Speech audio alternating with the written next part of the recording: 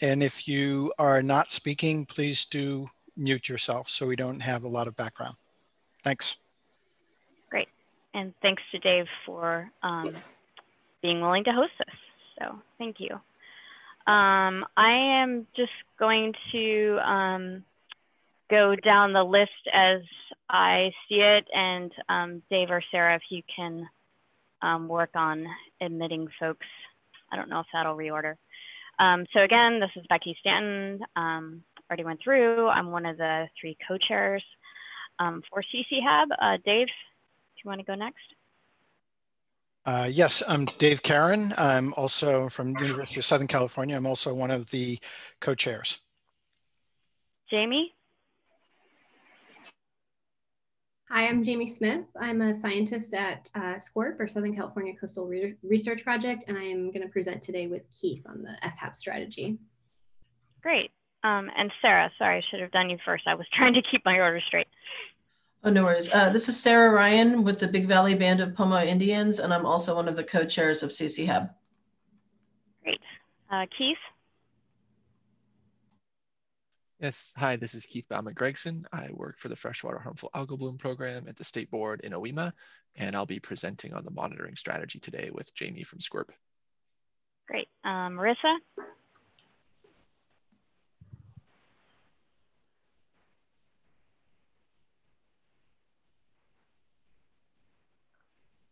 I think you're on mute, Marissa.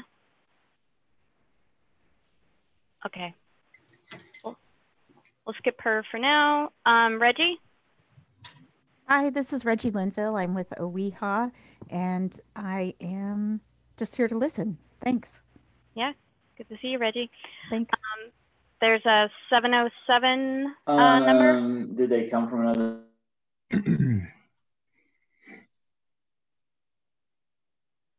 Maybe North Coast. Okay. Hopefully we can find out who that is. There's a 530-542 number. Yes, hi, that's Mary Fiore Wagner in Region 6, South Lake Tahoe. Great. Good morning, Mary. Morning. Matt Krause. Hi, this is Matt Krause from Region 5. Great. Good morning. Sorry, it switches order on you. Beverly.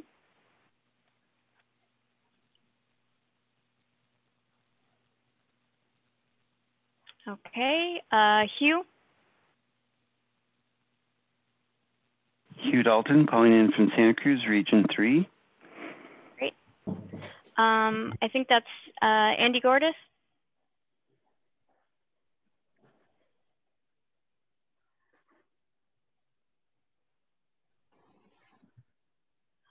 Amy Little.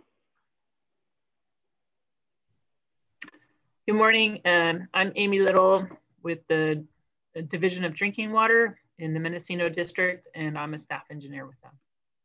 Great. Lori Scribe. Hi, Lori Scribe with the Regional Water Quality Control Board in Region 6 in South Lake Tahoe. Sorry about your last name. Appreciate it. That's all right. Angela.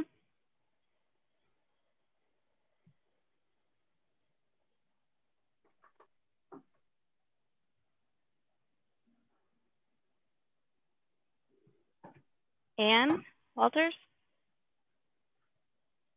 Good morning, Ann Walters from Region 5. Great. Barbara, I don't have a last name. This is Barbara Berry from the Santa Ana Water Board. Great. Brian Furman. Morning, this is Byron Furman. I work for Utropix, so I was just here to listen. Great. Oh man, the switching order is challenging. Dylan Stern. Good morning. Dylan Stern with the Delta Stewardship Council's Delta Science Program. Great. Emily Duncan.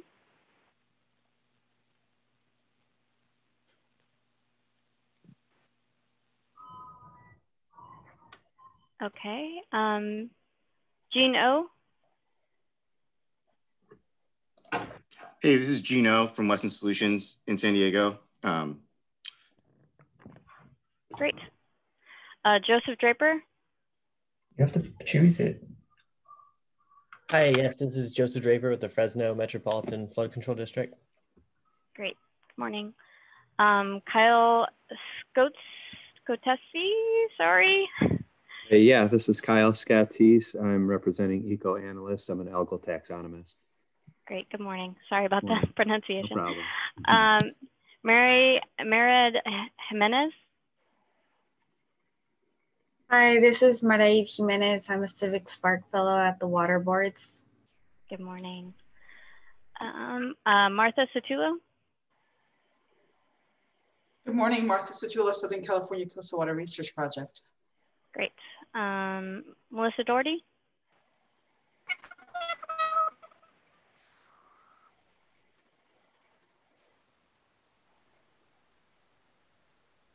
Okay, she's with Regional Water Board. I have a M. Smith.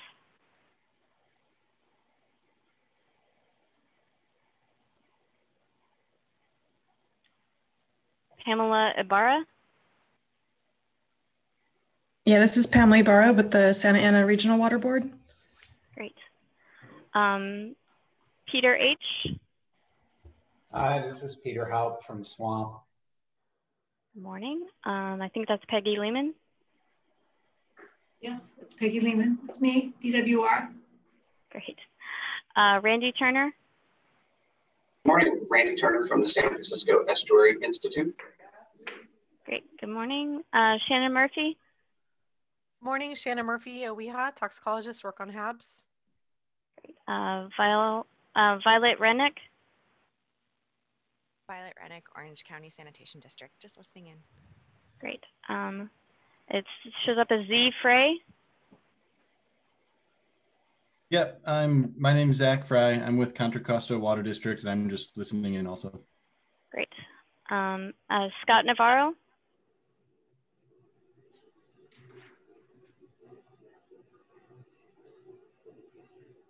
Okay. Anybody who I didn't catch the mute earlier or popped up and I didn't catch the order change? Yes, hi, this is Corolla Kennedy with Robinson Rancheria. I'm the Water Resources Manager. I'm also Chief Executive Officer of Kennedy Environmental, and I do the drinking water sampling in Clear Lake. Great. Hi, this is Bev Anderson. I just missed you when you called my name. I'm with the State Water Board, by the way. Great, thanks, Bev. This is Debbie Woodward. I'm with the San Diego Regional Water Quality Control Board, attending in place of Carrie Nagoda. Great, good morning. Good morning. Hi, this is Breen Sakata with the Department of Water Resources. Good morning. Okay, so we had the last meeting was in October. The meeting notes were posted to the CCHAB network page under the meetings. Anyone have any comments or suggestions on those notes?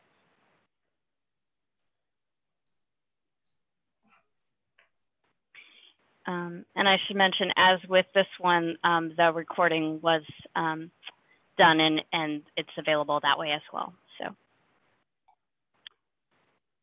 great. And as far as the Water Quality Monitoring Council, there was a December 3rd meeting of the council. That recording is available, and the presentations were also sent out through that listserv, and we can provide the link to that as well. That's the update on that. And then for Interstate Technology and Regulatory Council, ITRC, there was a harmful cyanobacterial team that started in 2018 and went through 2020. I think folks, I talked about the HCB team guidance document, and we got approval to do a benthic, what they're considering a team extension for 2021. And so registration is going on now. If you are interested, you can register through ITRC and join that team either as an interested party that you want to stay in the loop and be aware of what's going on, but you don't necessarily have time to be an active member, or you can choose to be an active member and contribute and be more directly involved. So that option is available. We'll have our first meeting January 21st. So you have some time to think about it, go through the process, and make the first meeting. So certainly want to offer that to anybody. And if you are interested in more details, feel free to let me know. Any other announcements folks have?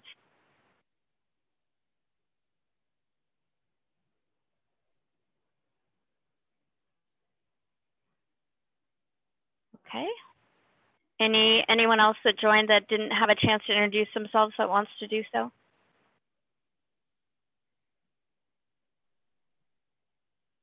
Okay.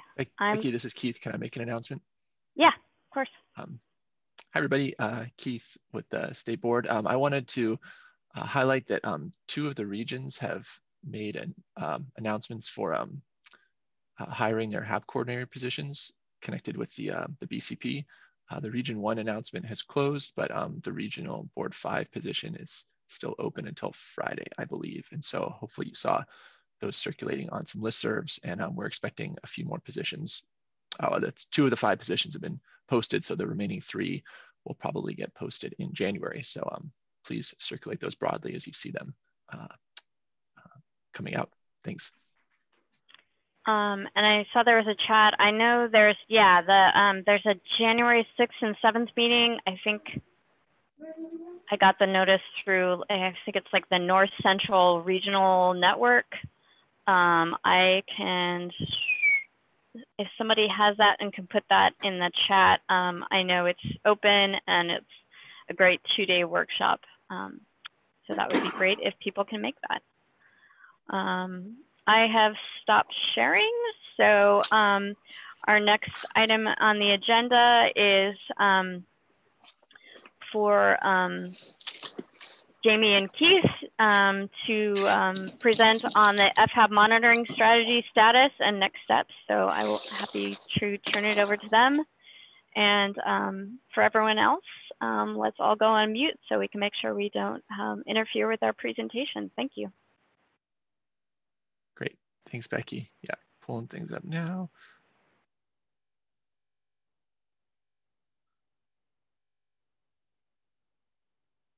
Okay, is that sharing? Yes. I'll take that as a yes. Great. Wonderful. Okay, hi everybody. So this is Keith, and you have heard us give updates on this monitoring strategy now for many previous CCHAB meetings, and we are very excited and pleased to announce that the document is now ready for public review. And so Jamie and I will be presenting an overview at CCHAB here today, and it will be more, we'll actually be getting into some of the content. In the past, we've more shared with you the process and where the process stood. So we would like to share some content with you and then explain to you the public review process. And we are hoping that at the end, there'll be a little bit of discussion. We know that some members on this call were part of the technical review process. And so we both welcome comments from you about your feedback on the document or questions you might have as the technical review process is wrapped up. And for those of you who this might be new content that you're hearing for the first time, we also welcome comments and questions from you all about what the document means, how it's structured, what's in there, so that you can help have like a stronger foundation if you choose to review it. And so the people involved in this have been myself and Marissa Van Dyke from the State Water Boards, and Jamie and Martha from SWRCB. And Jamie and Martha, I don't know if either of you guys would like to introduce yourselves. Sure. I'm Jamie Smith, and I'm from SWRCB. And I think Martha's on the phone. She's also from, we're both in biogeochemistry at SWRCB and work on harmful algal blooms and eutrophication. And Martha, I don't know if you want to pop on for a second. Jamie, that's a good enough introduction for me as well. Thank you. Okay, great. And then Jamie and I will be co-presenting this PowerPoint. And so with that, I can Oh dear. Okay, with that, we'll launch into it, and Jamie, you can take away the next couple slides. Perfect. All right. So as Keith mentioned, we've been providing CC Hub Network with quarterly updates for about 1.5 years now on mostly on the process of how we've been developing this report, and a little bit of teasers here and there on the content. So before jumping into the details of the presentation, because I know people can't always make every single presentation, I wanted to provide just a really quick verbal background on the development process and kind of key steps in this report. So the Water Board collaborated in collaboration with SWRCB. I've been working again for the last 1.5 years or so on developing this monitoring framework document and early implementation steps for a freshwater harmful algal bloom monitoring program for the state. Again, Keith alluded to many of the CC Hub network members have been involved via being on the technical advisory group, or we've kind of pulled you in here and there for, we've had, a couple of, interviews with stakeholders and things like that. And so you've been involved here and there, I think many of you. And so, as Keith said, we're both super excited to be able to share with you now more details of the content. And so if you want to go to the next slide. So we're hoping, the classic kind of overview of what we're going to tell you, and then we'll tell you again. But we wanted to just give you a quick background on FHAB monitoring in the state and what the role of the report will be and next steps moving forward. Give you an idea of the structure and overall content of the report, including the key recommendations and findings of what we developed through all of our technical advisory working groups. Also discussing, again, many of you were very kind to read our first version that was very long, and so we've made a lot of changes since we received your comments. So just giving a quick overview of what changes were made. And again, we thank you for the really valuable comment to improve our initial draft. We are going to be releasing the document in the next day or so for a public comment. And so kind of talking about what we're looking for in that and how you can engage in the process at this point. And then, as Keith mentioned, we'd love to have a chance to kind of maybe have a question and answer and discussion period. And so with that, I'll hand it back over to Keith to start talking about the role of the report moving forward. Great, thanks, Jamie. So we wanted to explain and go over how this report fits into the overall arc of the program's development. And so back in 2016 was the first strategy, which was authored by Regional Board and State Board staff and Meredith Howard, who was at SWRCB at the time and is now at Regional Board 5. And in that 2016 strategy, there was 3 themes that were recommended: incident response, ambient monitoring, and risk assessment. And the water boards decided to prioritize incident response. And so since 2016, a lot of infrastructure has been built and developed to get that incident response capacity up and running. And it's been quite successful. We now have a pretty robust incident response program here at the water boards. In 2018, another big development was the establishment of this interagency illness working group. And that has brought together staff from water boards, California Department of Public Health, Department of Fish and Wildlife, and OEHA to help do more intensive and thorough response of illness-related blooms. So when we have an animal sickness or mortality or human illness, those staff provide follow-up information and then file additional reports. And then in 2019, another major milestone was the signing of AB 834, which was the freshwater and estuarine harmful algal bloom bill that was signed and really formalized the program within the water boards. And so that AB 834, it had several mandates that the water boards is supposed to accomplish in order to protect water quality and public health. And one of them was an explicit call out for monitoring and assessment.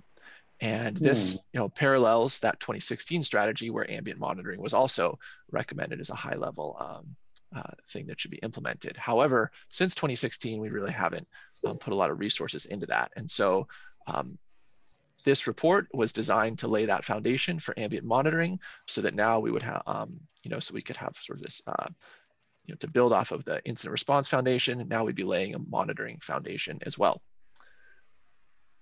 And so looking forward now, so we're in the final stages of wrapping up this strategy. And so those of you who have seen the strategy and those of you who haven't, you'll see that it is very comprehensive and visionary and lays out a lot of options in a really intricate sort of interface of how different options could work together to tackle FHAB's monitoring.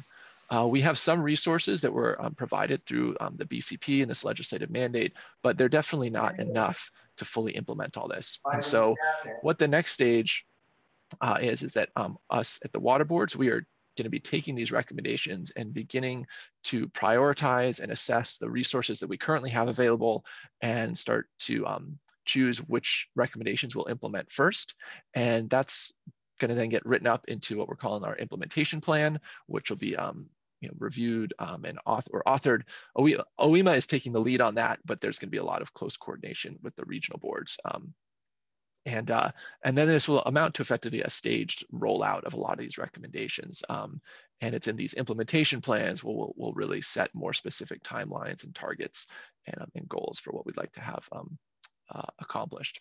And so when you read this document, you can kind of read it within, well, or hopefully this art kind of helps you understand how this fits into the overall program expansion. And with that, I will pass it back to Jamie. Thanks, Keith. So ultimately, after our initial technical review process, we decided to take the document and make two different documents. So we'll be publishing two documents out of this effort. First being an executive synthesis. So this is meant to be a short standalone read because the main body document is quite long.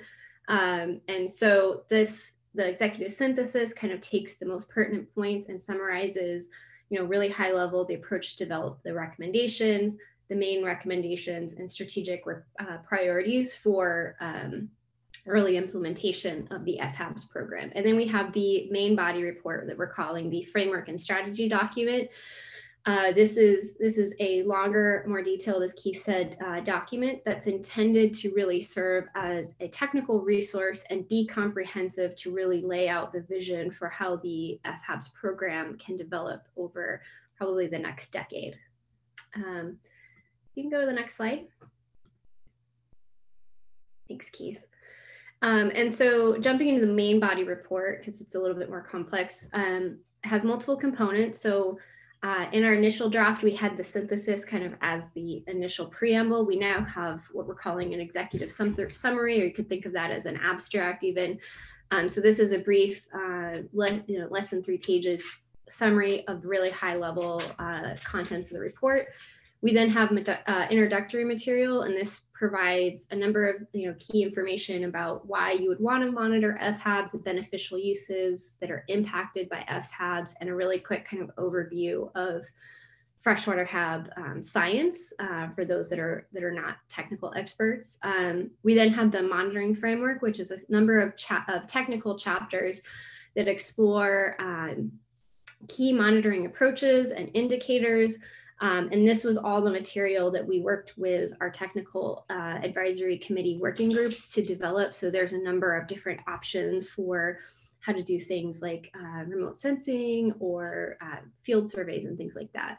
We then have the strategy, which is essentially the recommendations that the water board came up with from all of our work with the TAC of how they would like to strategically implement the ideas and things proposed by the TAC. And then, we have a number of appendices. We now have more than we did in the initial draft, which has a lot of that more nitty-gritty technical information and is really, we're hoping, can be a resource for technical staff. So Keith, if you can go to the next slide. So again, just to give you a flavor for what is in the introductory content, we have 2 chapters. The first chapter really talking about the purpose and motivation for the report, going over again the details of how we came up with the recommendations. Chapter 2 initially was a more detailed chapter. We've taken out some of the HAB science stuff and put that into an appendix, but it still provides some information on the key management questions that we developed and conceptual models of impact that really underpin the approaches that the TAC developed. And if you want to go to the next slide, Keith. Thank you. These are our framework of monitoring approaches. So we have a number of different types of ambient monitoring approaches, ranging from remote sensing, a partner monitoring type approach, and state-led field surveys. And then the core monitoring questions at the crux of this report are assessing status and trends of FHABs and then assessing environmental drivers of FHABs. So we have 2 chapters, one about status and trends and how to assess status and trend of impact on our 5 core beneficial uses, and then approaches to assess environmental drivers. We then have a chapter outlining the incident response program and areas where it can be beefed up and used to better fit in the long-term vision for the FHABs program. And then an FHABs decision support. So that's a lot of open data principles and ways to be sharing the data that the FHABs monitoring program would be creating. So if you can go to the next slide. Again, just to give you a flavor, we now have 7 appendices. So this is meant to add a lot of technical and logistical information. So we have things like a table of the Cyanobacteria genera and associated toxins as reference, detailed kind of almost like a quasi literature review. I wouldn't go as far as say it's like literature review, but close to it on understanding environmental drivers. So a primer for somebody that is not a technical expert in HABs, if they want to just get a quick background. Some basic descriptions. We have a lot of indicators. So we I'm sorry, I'm getting enhanced. It opens a window to. Thank you. So descriptions of the key indicators. We have a number of those. So again, meant to provide resources for those who are not technical experts.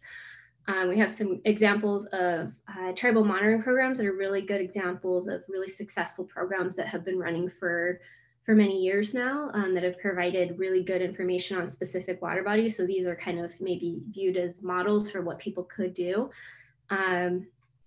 And then a list of special studies, which are studies that the TAC identified as missing information for the state to implement specific components of their program. And we have a tool that we developed to help kind of start to estimate the cost of a monitoring program. So that's the last appendix. We have a little kind of write-up of some examples, and then we developed a Shiny app that you can go in and kind of try to design a couple different programs and get an estimate of what that might cost. And so Keith, if you could go to the next slide. And so you've seen this slide. I think you saw this in July if you're at the July meeting, but this is the crux of the report. Chapter 8 is putting the strategy into the document. So this is where the strategy comes in. We had a whole menu of FHAB monitoring options that we developed with the TAC of a number of different approaches and study designs. And so the water board, this was a really water board led process where they kind of parsed out things that they considered a low or a high resource investment, just to kind of get a handle on what it would cost.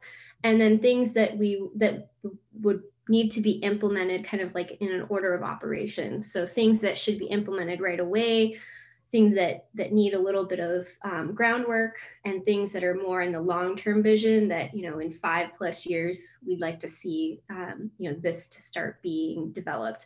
And so you end up with kind of this matrix. And so with that, I'm pleased to hand it back over to Keith to kind of explain exactly where things landed on that matrix. Great. Thanks, Jamie, for that overview of all the contents in the document, the reports.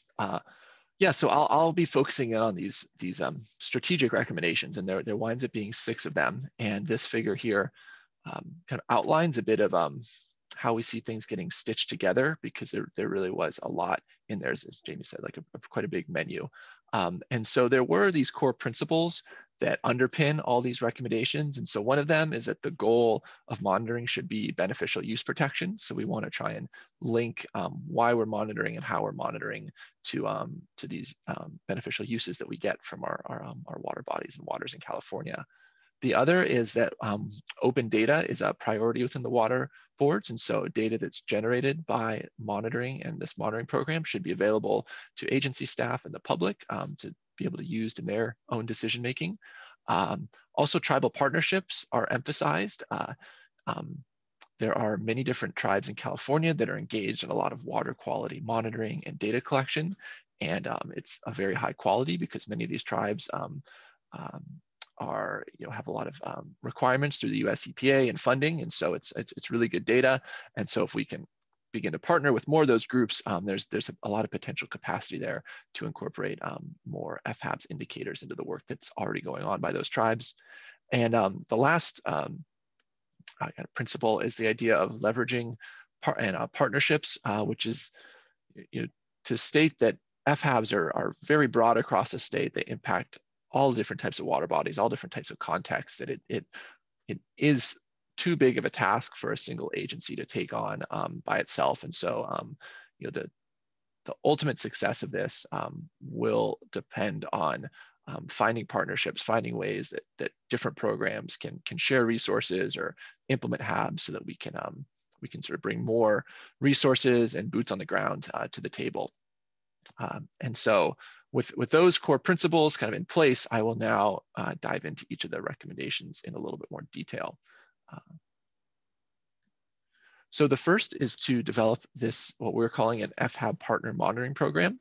And that basically builds off of the statement I just said, which is that it will be very difficult for the water boards itself to complete the full lift of collecting enough data for FHABs monitoring. And so we go into this in more detail in the chapter, and there is still a lot of decisions that will need to be made that really will depend on the resources that are available within the water boards. And so those are some of the things that we're considering in this implementation planning process that I mentioned a few slides ago. But the idea is that what ways could the water boards help develop resources and incentivize other groups that are either currently monitoring for HABs or are interested in monitoring for HABs? How could the water boards help bring them all together in a coordinated way so that the data that's produced by those groups are more comparable and wind up making it to places that will impact decision-making and water quality protection? And so that could look a number of different ways, whether it just be having a set of shared SOPs. It could be dedicated funding for sample analysis. It could be even providing groups with equipment such as sondes or other devices. And so that is laid out in more detail in the chapter, but that is one of the first recommendations.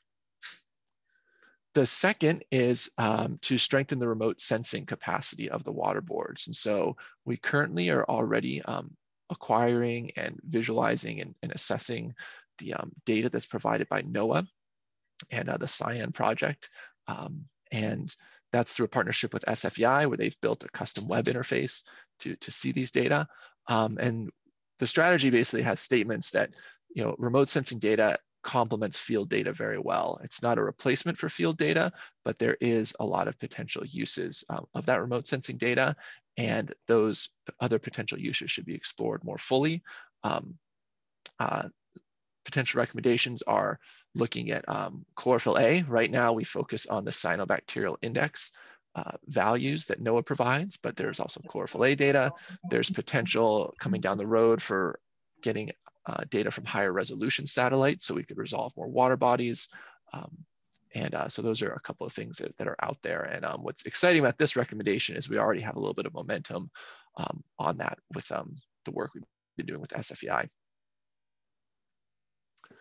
The third recommendation is to implement what we're calling like state implemented field surveys and monitoring. And so while we think we can gain a lot of ground with partner monitoring and remote sensing, there's still going to be particular needs that the state agencies will have that can't be met by these more partner or remote sensed approaches. And so in those cases, there will be a need for a more state-led, state-directed, state-implemented monitoring program. And so this could take on a number of different forms. We have a little bit of a template to think about. We already have the bioaccumulation group, which monitors mercury in bass lakes and fish. And there's also the SPOT program, which does pesticides and sediments. Also, we mentioned CDPH's AB 411 Clean Beaches program, which collects water quality data along marine beaches as another potential model and maybe even leveraging opportunity. So there's a number of things we can kind of look to for ideas and potential leveraging, but there will be a lot of, there will have to be some unique content created to implement this for the freshwater harmful algal bloom context. And so those first three recommendations are focusing on the monitoring data and the status and the trends and getting all those data. And of course, once you have status and trends data, it is going to beg the question, why do I see this status? Why do I see this trend? And so to try and understand that, there is a recommendation to do some assessments for FHAB drivers. Currently, the thought in the report is that we have a number of larger data sets, kind of at the more like GIS and like landscape level, so thinking GIS layers and data like that, that could be used to do some screening, used for some screening analyses. We don't necessarily think we're at a place where we can get really strong understanding of why a particular water body is blooming and what's driving that, but we could possibly get some larger landscape correlates and associations across different regions of the state.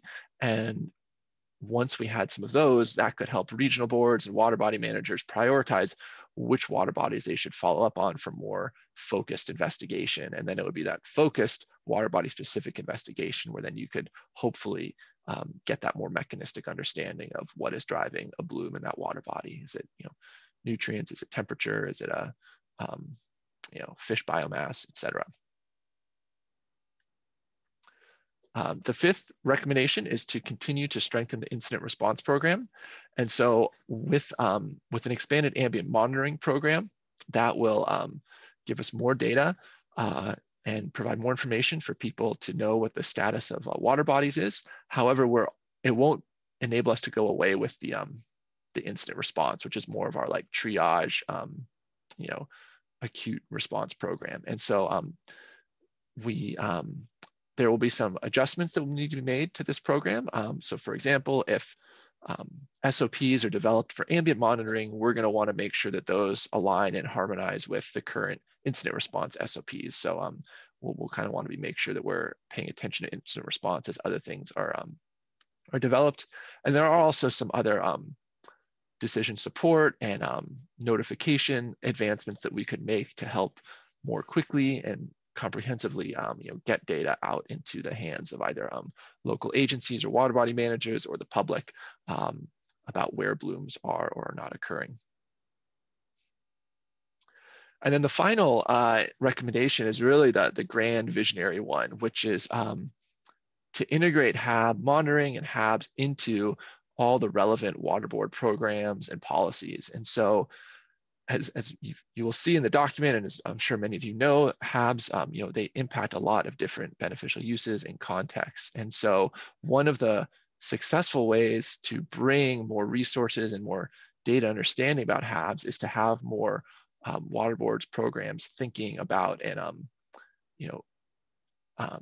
adding HABs requirements into their programs.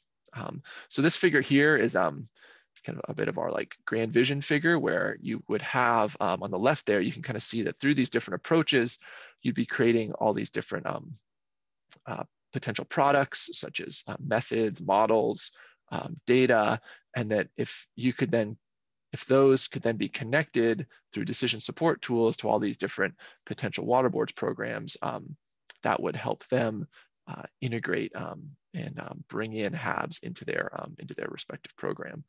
So this is on the water boards, and it really leaves the water boards with almost like the work really begins now with this program. We don't just file this report and say, great, we've got the strategy, but it's saying how do we bring HABs into more comprehensively into our agency. And the goal then is to, you know, in conclusion, we feel like these strategies or these recommendations create this pretty broad strategy to consider and address HABs across multiple scales, watershed scale, regional scale, individual water body scale. And we're very excited to begin to implement many of these recommendations. And just to reiterate, you know, it will be a staged rollout, and we won't be able to do all of this at once, but we do think it gives us a grand task to aspire towards. And with that, I think that's my last. Yep, with that, I will pass it back to Jamie. Thanks, Keith. So again, we'd really like to thank those who read our initial document and provided a lot of really valuable comments on our initial draft. Just to give like a flavor of what the types of comments we received, most were kind of editorial suggestions or specific suggestions for additional content. A lot of really thoughtful kind of specific suggestions. The vast majority were minor content or kind of more editorial or stylistic type changes. And there were also a lot of comments about how we could, you know, make the document more compact. So thanks for everybody for reading through, lots of help with finding typos. We were pleased to see that for the most part, there was general consensus on things like the recommendations. There wasn't any major like themes and people, you know, disliking the larger content. And again, no major issues with the main recommendation. So a lot of what Keith showed you that kind of held through the initial round of technical review. There were some kind of there were very few overarching content concerns, but there were a few. A number of people had concerns about how we were talking about leveraging and partnership opportunities.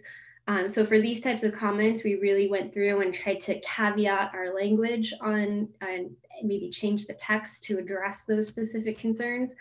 So I'm not going to go into detail on like exactly where we did that on this slide, because that's kind of probably more detail than anybody wants right now. But we'd be happy to kind of invite discussion on that topic from anybody that did technical review. If you'd like to discuss that on a larger group, we'd also welcome you to take a look at the revised document and let us know if you feel like we've appropriately addressed those concerns. So besides that, I think the rest of the comments were much more minor. Probably the most common one was that, wow, this is a really long document. The original document was almost 300 pages with all the original appendices and stuff. So you'll be pleased to hear that we cut the length by about a third. So a lot of those cuts came in chapter 2 and chapter 4. So we moved a good portion of that material into appendices so that can be reference material, doesn't have to be in the main body. And some of that content was removed altogether, or we were just able to streamline our writing. So again, and probably the other most significant change was that we now have 2 documents that are getting published. We have our executive synthesis, which was at one point part of the main body document. So we've now made that its own standalone report that's kind of angled at, you know, it's a little less technical, but gives the main ideas, and now have an executive summary that goes with the larger document. We also changed the title. I don't know if that was noticed on the beginning, but it's now State Water Board's Framework and Strategy for Harmful Algal Bloom Monitoring. I think we just changed it a couple of days ago, so if I've butchered that, but we can throw that up at the end. And then, like I said, a lot of stylistic and grammatical edits that we're really thankful for, that really, you know, taking those into consideration. I think the document is reading much nicer and cleaner this time around.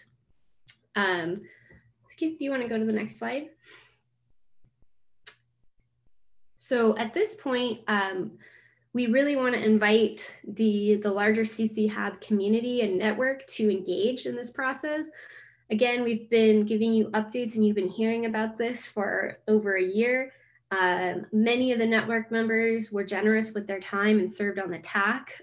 So we're now happy to kind of provide the document to the larger community. So we're planning to distribute both documents, the executive synthesis and the main body report via the LIRIS listserv for public comment and review.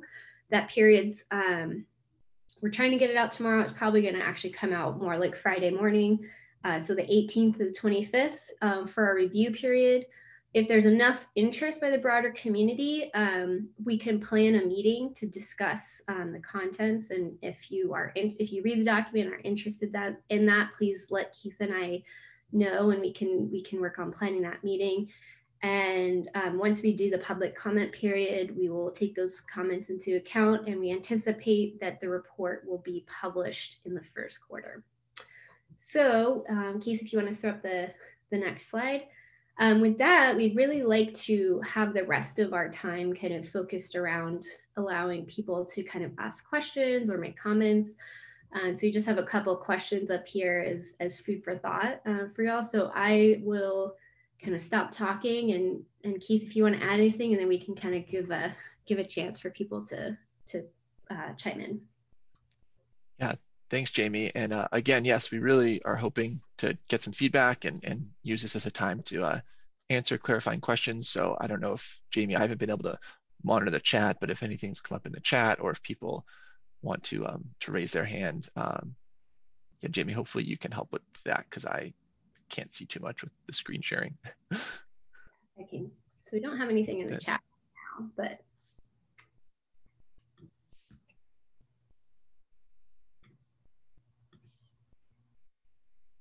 Sarah has a question. Sarah, do you want to? Sorry, yeah, and I keep having typos in the chat. How embarrassing. Typing too fast. I have two questions. One is in the remote sensing section. This is something I brought up, a few times in the past. If you look at the tool the SFEI developed, it has it's linked to SEDEN data, and a lot of our cyanotoxin data goes into other databases, Water Quality Exchange, or I think DWR puts theirs in their own. It's not necessarily going into SEDEN. Is that in terms of strengthening the remote sensing program? And it's such a wonderful tool.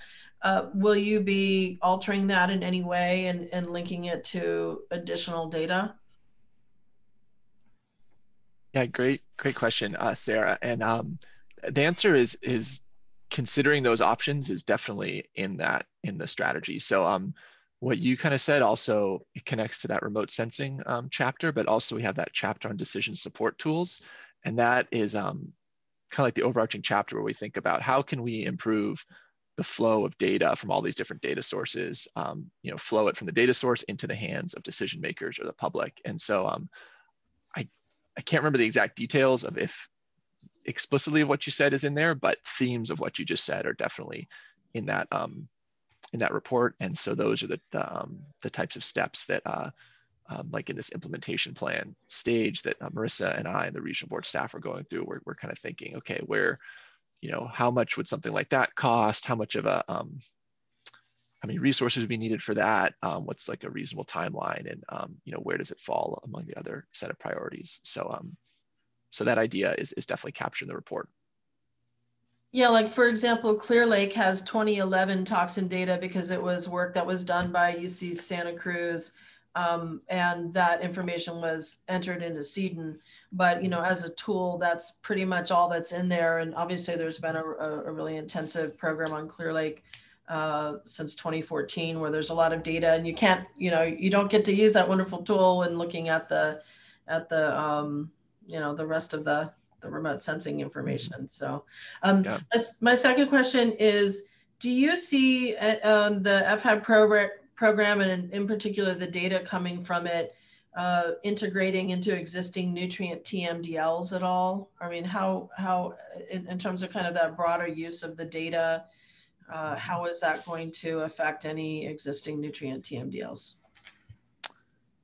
Yeah, so that would be a question that would really get addressed at the regional board level as those different TMDLs are getting reevaluated. But that recommendation number 6 of the integration of HABs into these different water board programs, TMDLs, non-point source pollution, those are the types of programs that we see as having potentially strong linkages to HABs data and the impact of HABs to those different beneficial uses. And so in that bigger kind of more nebulous goal of trying to get HABs more broadly considered by the water boards, I think those are really it's pretty easy to draw kind of those ties there, and it will be kind of dependent on the relationships that we can build with those programs and staff in those programs, and the particular context and decision makers who are writing those TMDLs. But again, that theme and that idea is pretty strongly emphasized in the report that HABs can be more broadly. Yeah, sure, Martha, please do. So, so sorry to jump in. I was just going to say that, and you're absolutely right, because ultimately, the TMDLs are, sort of policy actions, but because, we had key co-authors of the report that are also involved in supporting State Water Board on their biostimulatory, on the science supporting their biostimulatory policy, I can tell you that there is an enormous amount of overlap in the indicators, in the conceptual frameworks for how would you assess a problem? If you had a biostimulatory problem and that problem was an FHAB, linking it back to the drivers, which is what you do in TMDLs. So from a science perspective, there's a very intentional support to make a strong linkage with nutrient TMDLs or any kind of biostimulatory TMDLs. Thank you very much.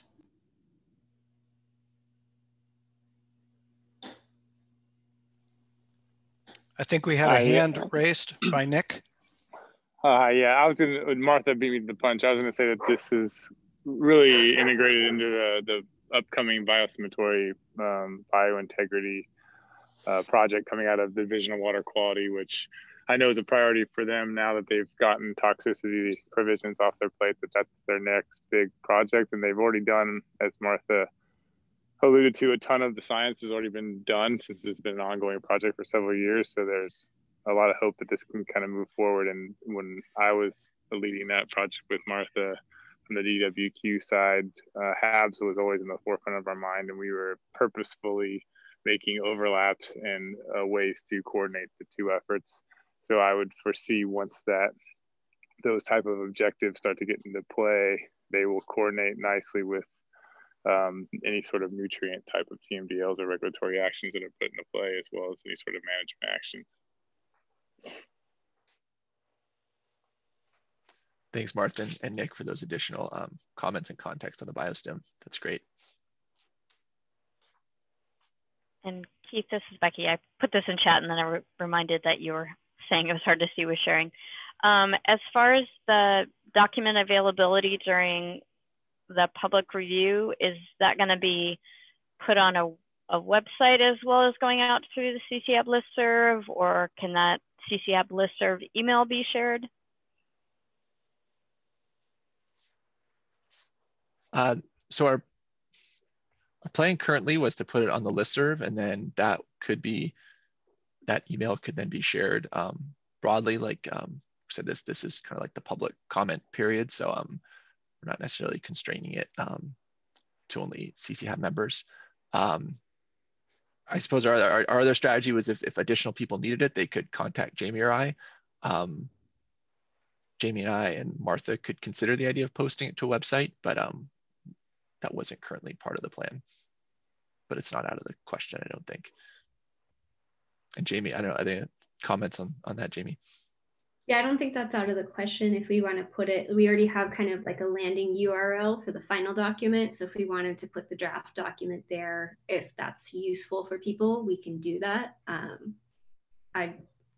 That's totally an option if people think that email might not be fully accessible for some. So Keith, this is Martha. Maybe that's a better idea if we want to have it posted somewhere, because the document hasn't been sanitized for accessibility issues. So it may pose some difficulty putting it on the water board website at this point. Mm-hmm. Yeah. So we can work with our people to put it up on the SWRCB website and then just provide the link, when it goes out on the listserv.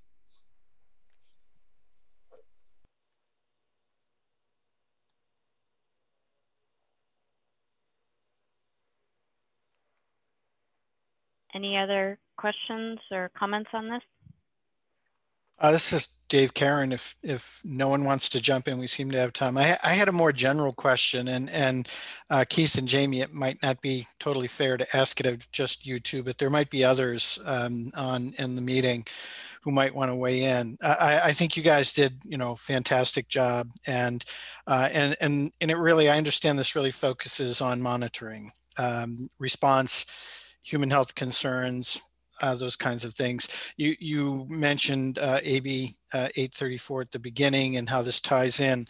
A part of that, that is the recommendations from AB 834, are also supposed to consider research, which we need to advance our understanding of drivers and just causes of these issues, and also mitigative approaches. And I was wondering how you two and anyone else on the call who feels they can weigh in, how that dovetails with this, or where does the research and mitigative approaches that we desperately need, where do they come in to this whole scheme of things?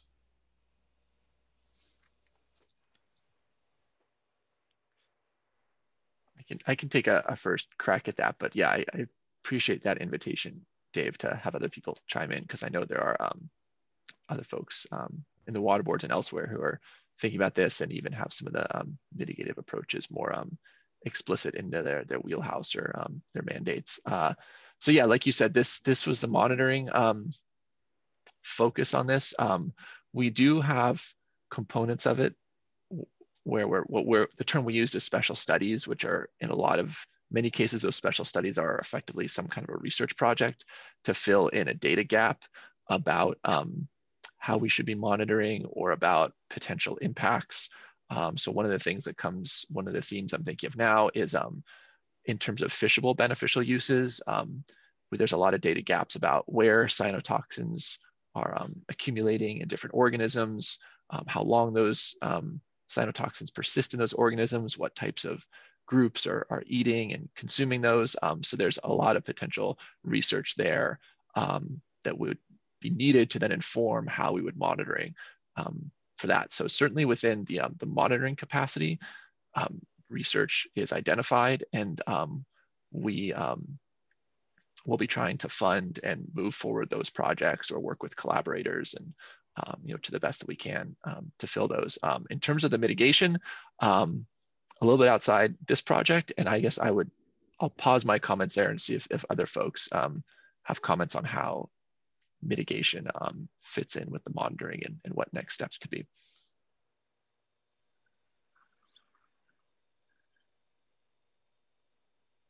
Yeah, this is Nick again. I would say, can you hear me? I'm assuming so. The mitigation pieces and the stuff that Dave was talking about is going to come into play as these start to roll out into a regulatory atmosphere. So as these things are starting to be required to be monitored or they start to be incorporated into specific water quality objectives, and then there are impairments identified to beneficial uses, responsible parties are going to be put on the hook for helping to remedy those. And that's really where that research is going to start to take off, because they're going to be interested in how do I get ahead of this thing?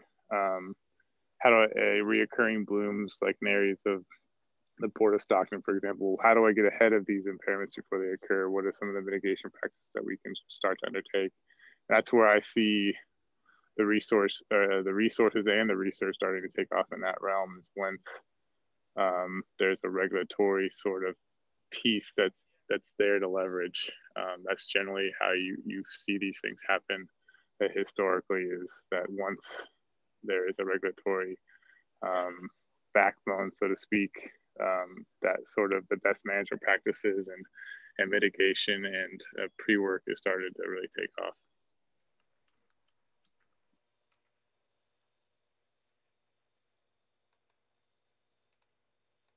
Yeah, I guess I understand that. Thanks, Nick. I guess my question is more where do we get the new cutting edge technologies into play? I mean, there are mitigative approaches. Some of them are horrible. Dumping tons of glyphosate, copper sulfate, not a solution in my opinion. An extremely short-sighted, short-term approach. There are better technologies coming down the pike, and I don't see an easy way for those to be tested and vetted.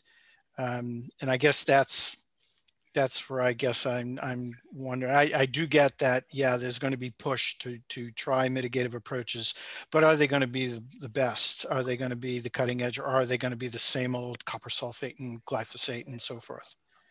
No, I mean, I would hope not. I would hope that they would leverage groups like the FHAB network and yourself and experts to provide information. And that's going to really rely on us to do a good job of spreading the word about things like micro bubblers and other techniques that have been shown some promise throughout areas like the Delta. And I think it's just leveraging the FHAB network and that mitigation subcommittee and providing that information broadly, and maybe even referencing it in some key areas within this report, or if there's a good gap within mitigation and there are groups that are actively working on this, and there are resources that should be explored, and there are bad techniques that should be avoided because it's just going to be more detrimental, more harm than good.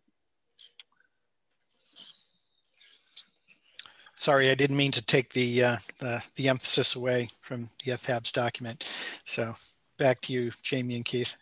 I see that Angela has her hand up. Angela, if you want to unmute yourself and ask your question, or if we answered it. No, I wanted to thank Dave for that that question. So going back, sorry you tried to pass it along, but I'm going to piggyback on that. Having agencies, and I work in Lake County, and we're a regulatory responsible party, and we have a HAB issue on our lake, and being able to implement mitigative measures. We have limited resources, we have limited funds, and then if we're being mandated to implement some sort of mitigation and there's technologies that haven't been tested, it makes it really hard as a agency to implement those or invest in that or ask people to pay money for that, or dedicate half of our budget to doing something that hasn't been tested and tried and true. And so Dave brings up a really good point, and it kind of is connected to what Nick was saying about, yeah, some of these things are going to be coming down through regulatory mechanisms and mandates and directives and orders and improved TMDLs. But the reason why we have these TMDLs is because we either can't afford or haven't had the tools accessible to be able to remedy the situation as it is. And then we're stuck in the position now with dealing with HABs and other related issues. So it's all very connected. And one thing that would make it easier for agencies, which of course is a dreamland, is having all the options and their relative cost and their benefits outlined and step by step. Okay, is this a 10-year plan? Is this a 15-year plan? If we're going to ask for tax increases to pay for some things, or we're going to, try to write a grant, which are patchwork, they only last for a few years, but a mitigative strategy needs like a 10-year time window to be effective. That's not a good option. And we're not going to invest that time and be able to do that because it's not going to work. So this is all connected, and this is all big picture. And if we want results on the ground, we have to consider, what is available, does it work, what's the cost, and what do these agencies and responsible parties are investing in, and what do they need to ask to invest in to have some output that's going to be beneficial and actually address the issues that you guys are presenting on. So sorry, that was a lot, but it was connecting all of those from boots on the ground, lake manager. So thank you very much for that. And thanks for that question, Dave. And good job on the presentation. So I'd like to add to that. This is Martha. And just in terms of noting, because I've been working with a lot of regional boards on TMDLs over the last 15 years or so, that I think that the water boards, have a disconnect on this issue in the sense that their strong mandate is regulation of water quality, and what they tend to do in TMDLs is set the targets, but they actually don't prescribe the implementation plan. And so interacting with lake managers, for example, on implementation plans would be super useful to help to guide them, but they stop short because that's considered to be essentially an overreach. And so I think it would be really interesting for Keith, in terms of implementing your recommendation 6, to actually think carefully about what are the water board programs that would actually lend themselves towards an education and outreach sort of effort with lake managers, in which you could actually be providing valuable information about mitigation strategies and their efficacy. And it could be that the FHAB program itself is a really nice venue for it, because it's collaborative and cooperative, not regulatory. And so maybe that's the way in which we could actually make some progress on this issue.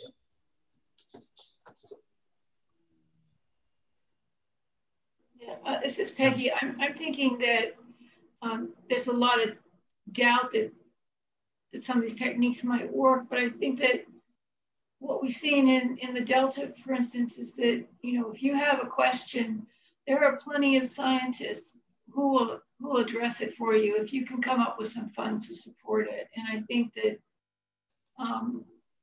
whether it's a lake or a reach of the estuary, if you pose the question, provide some funding, we'll get the answers. And the only thing we need to do is, given the seriousness of what's happening, is to try and move it along faster than slower. No 5-year programs, but I don't think that's going to be a problem. Once you pose the question, provide funding.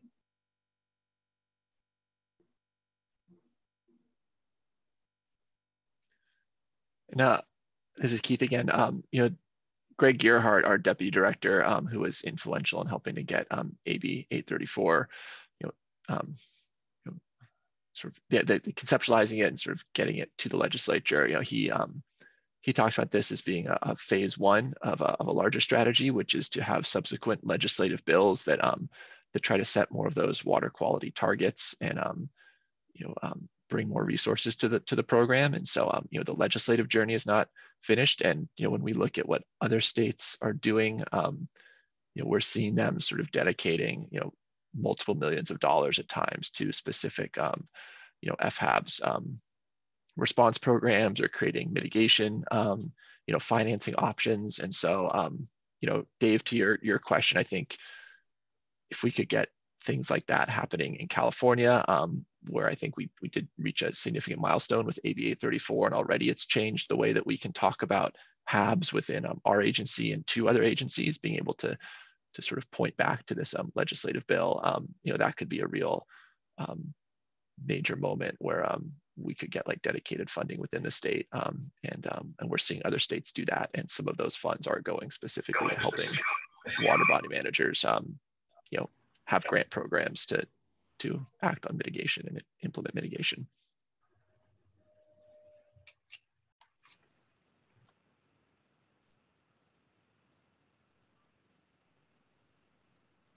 Any other questions? We still have a little bit of time if people want, or we can, if we don't, we'll go maybe a little early into the break.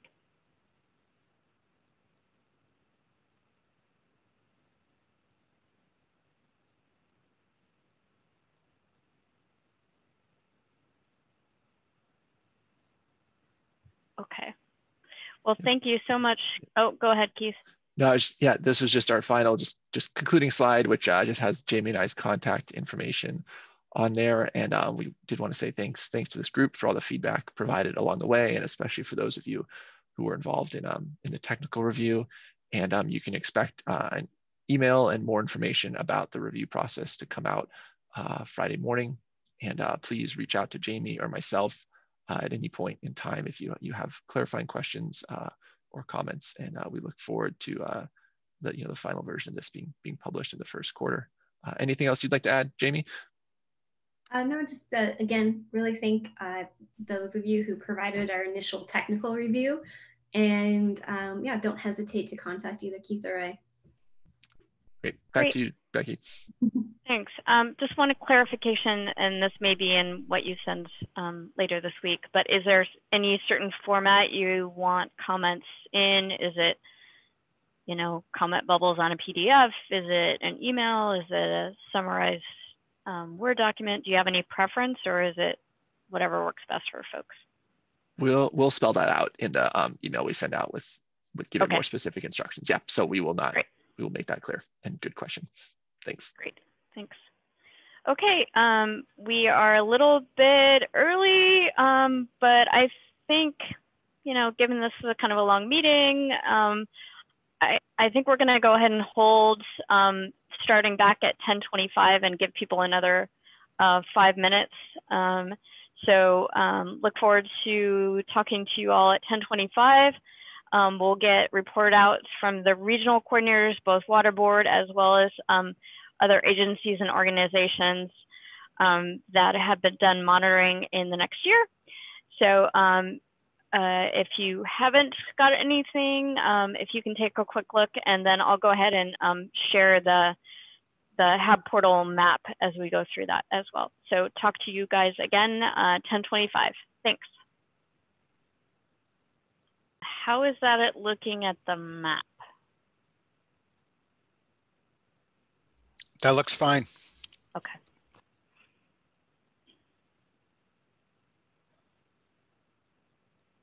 I realize we're doing kind of year to date, so I might scroll down, try to keep track on the table since the map is just the last 30 days. Yeah, I think that did help as when we've done that in the past. Lets people zoom in a little bit. Great. Okay, great. Hopefully everybody got a chance to do what they need to do on a break and come back. And now we're starting kind of the year to date, although as we say in California, it's HAB season year round in some areas. So I know we still have some issues in some water bodies, but try to cover what we can for what we have seen across this year and any kind of summaries or highlights that we'd like to share. So I was thinking I would just start north to south with Region 1, as well as any representative from Klamath area.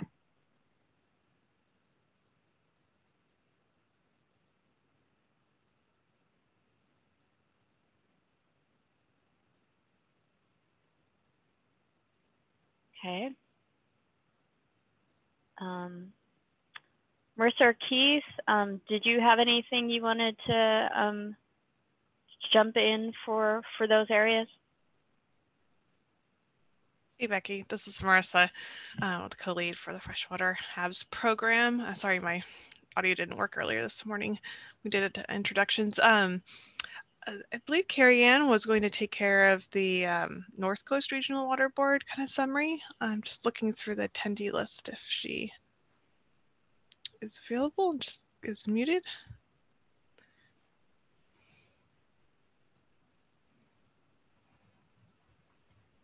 It looks like she's not available. I'll message her and see if maybe she can provide an update, maybe a little out of order if you don't mind. Okay, great. Thanks.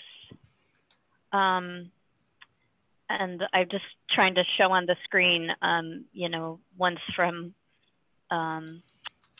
Del Norte, Humboldt, and Mendocino, just for ones that have happened over this year, albeit not more recent data. So great. So going down, let's go to if we have any updates from Bay Area or East Bay Parks. Hi. Yeah. We continue to have some pretty big blooms at Lake Anza and Lake Chabot. And we have toxins with those, and we have toxin levels kind of high at Lake Del Valle as well. And we continue to see small bits of cyanobacteria at Big Break, Contra Loma, Lake Temescal, Quarry Lakes, and Arroyo at Shadow Cliffs. But yeah, this mild winter's having everything continue. we kind of had we got some oxygenation systems in our two of our lakes. One was a hypolimnitic oxygenation system at Lake Anza, and we had it turned up kind of too high initially at I don't know. I don't know why. We were taking direction from our consultant, and in August we turned over our lake, and we've had a big giant bloom since then. So we spread all the nutrients out, but it's very well oxygenated, and it's starting to die out, and we're hoping it'll stratify when it comes spring. We got a nano bubbler at Temescal, and that really cleared the lake up pretty good, actually. And we're looking into where we want to go with that. We're waiting on a final pilot report, but kind of exciting stuff over here. Thank you. Great, thanks, Hal. I guess moving back up, sorry, Clear Lake, Corolla or Sarah? Hey, this is Sarah. So I actually have a slide that I'd like to share, or a few slides I'd like to share. But actually, Becky, can you move to the other Region 5 stuff so I can just pull this over, and then I'll be able to jump in right after? Great, thanks. Okay. All right, thank you. Yeah, and sorry for going out of order there. Matt, anything for Region 5?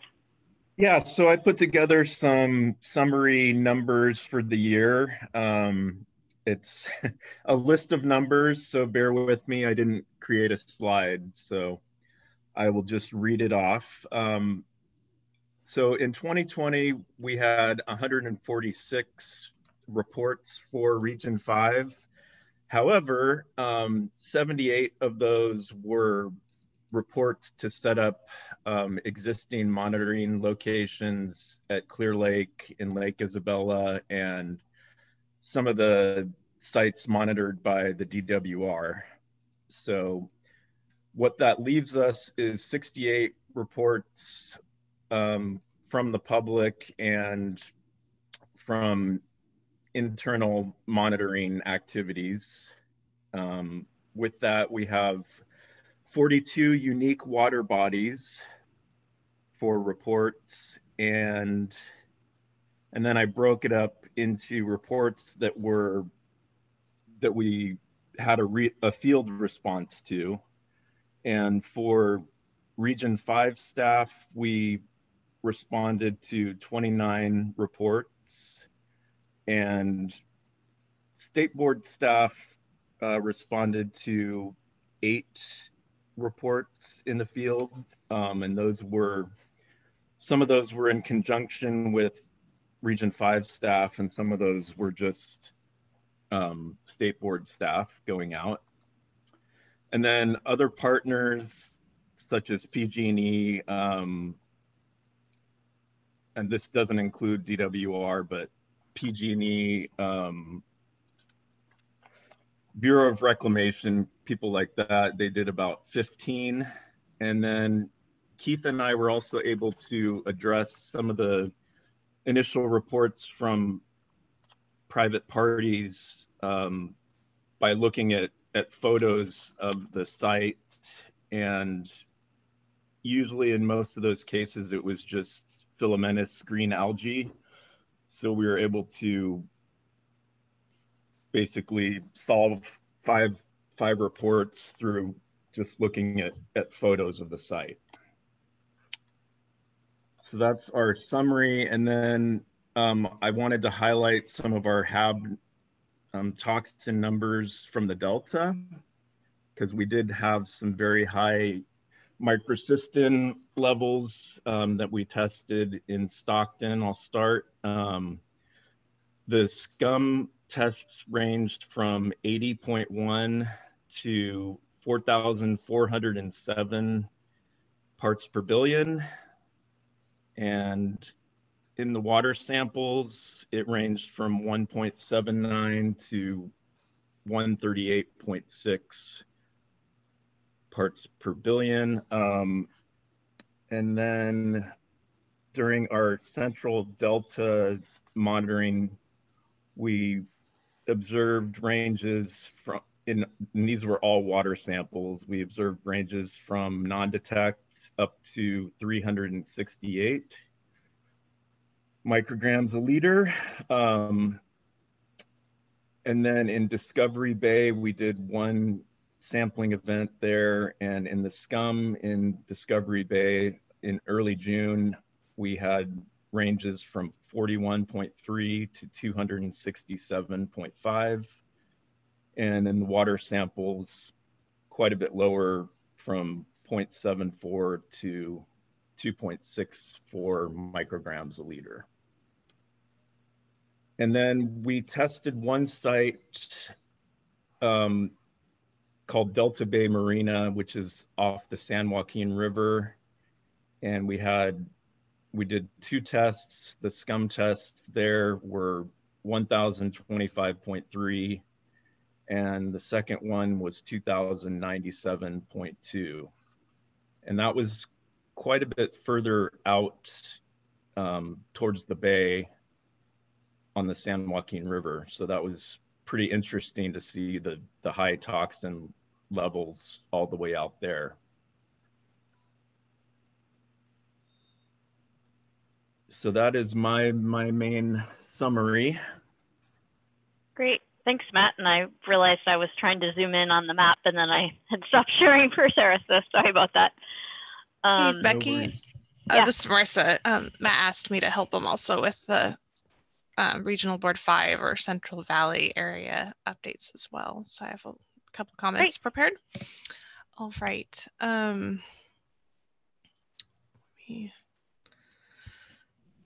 me just change. Sorry, I was gonna share my screen in a moment.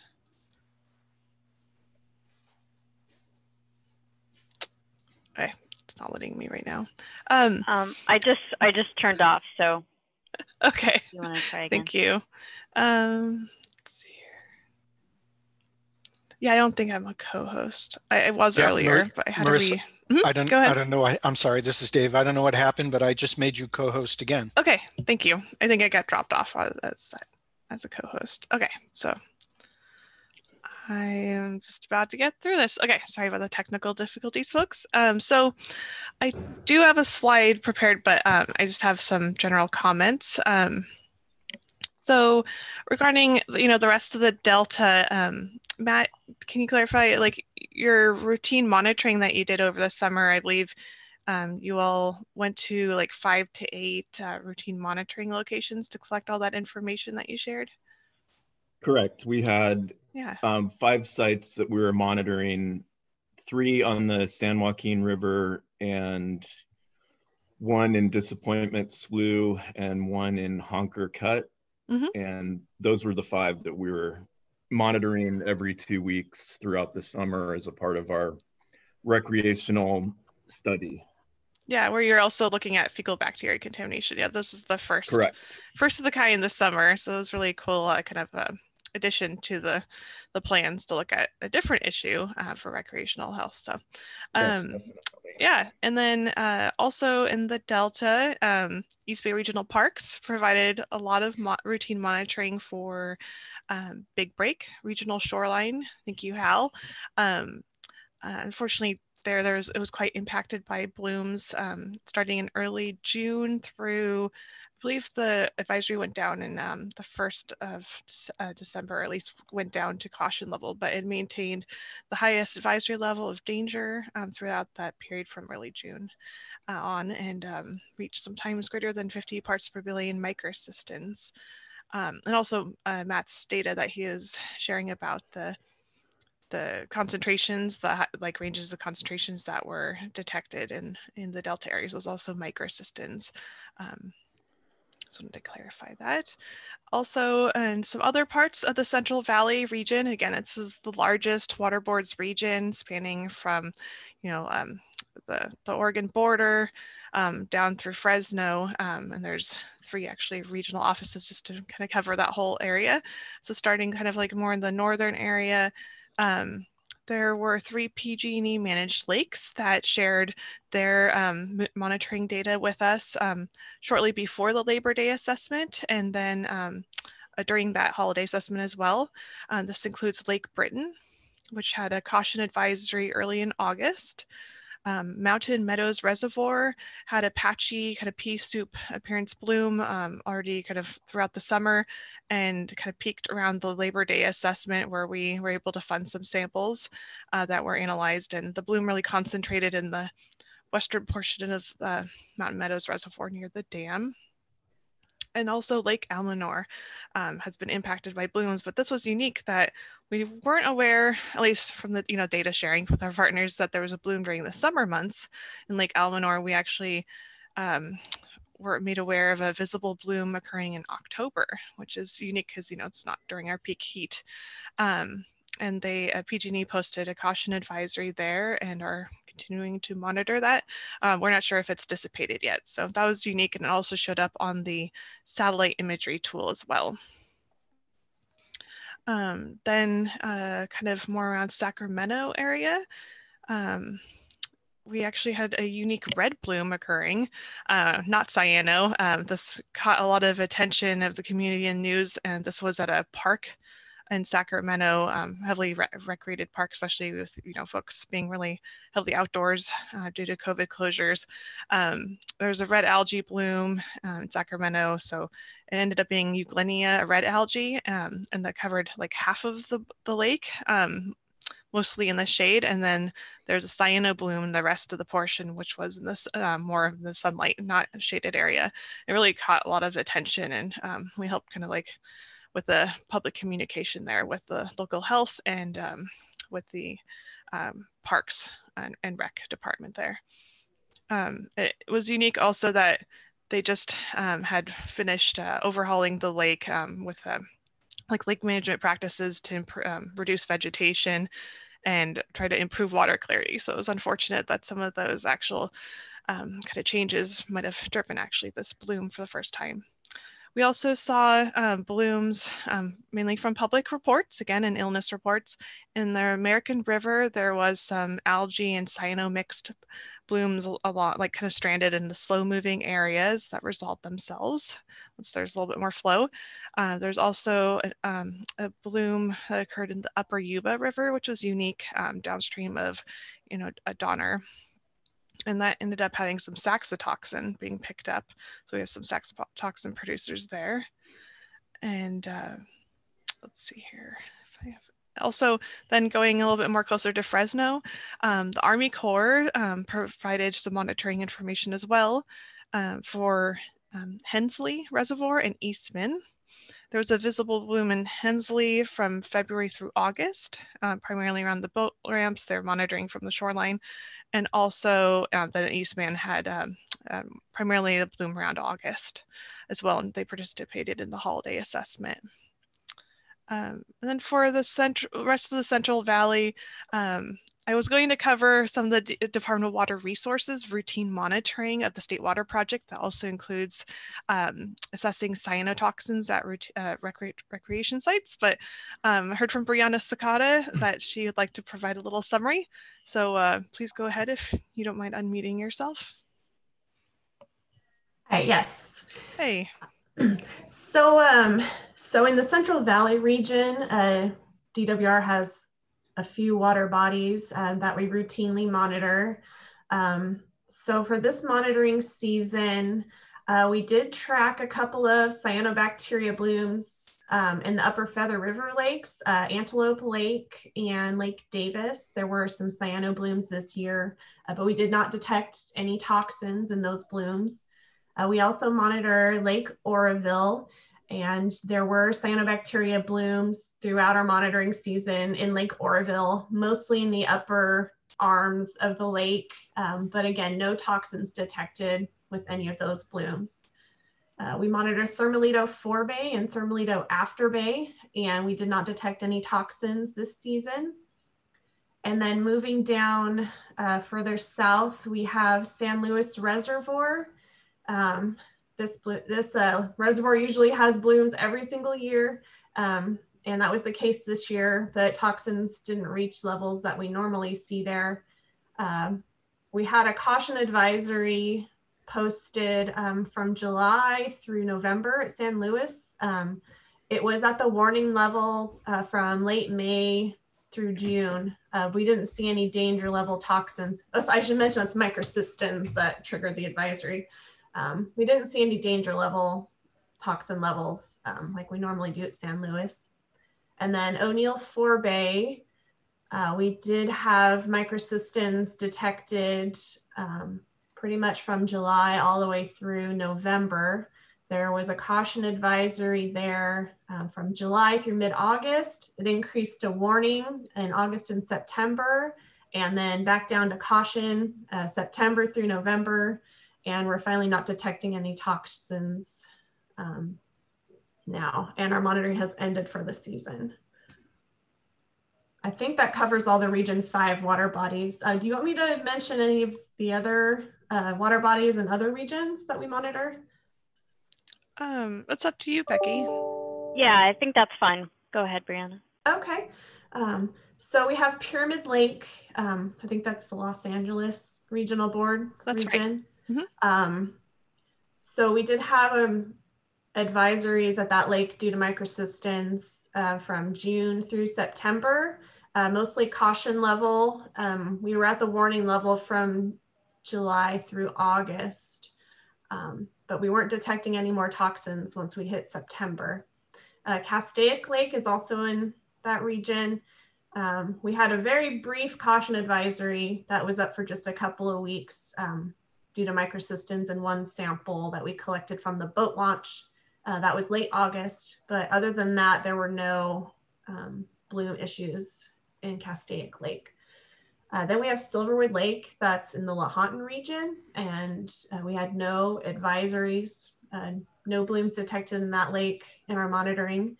And Lake Paris in the Santa Ana region, also we had no advisories through our monitoring there. I think that covers most of our water bodies. Thanks for sharing that thorough overview of all the really great monitoring that you all are doing. Sure. Yeah, I have one more update to share. So I'll go to share my screen here. So another highlight for Central Valley region is the monitoring that's done on Lake Isabella.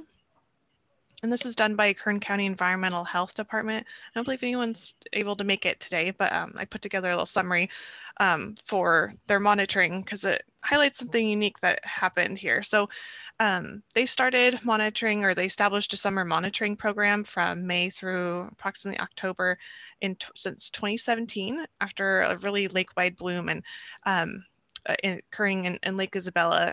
Lake Isabella discharges to Kern River, and they monitor around 9 to 13 sites around the lake, kind of depending on access points, and these are all shoreline samples. It looks like the onset of the lake-wide bloom that occurred in 2017 was due to change in water management. I think, we've talked about this lake over the years.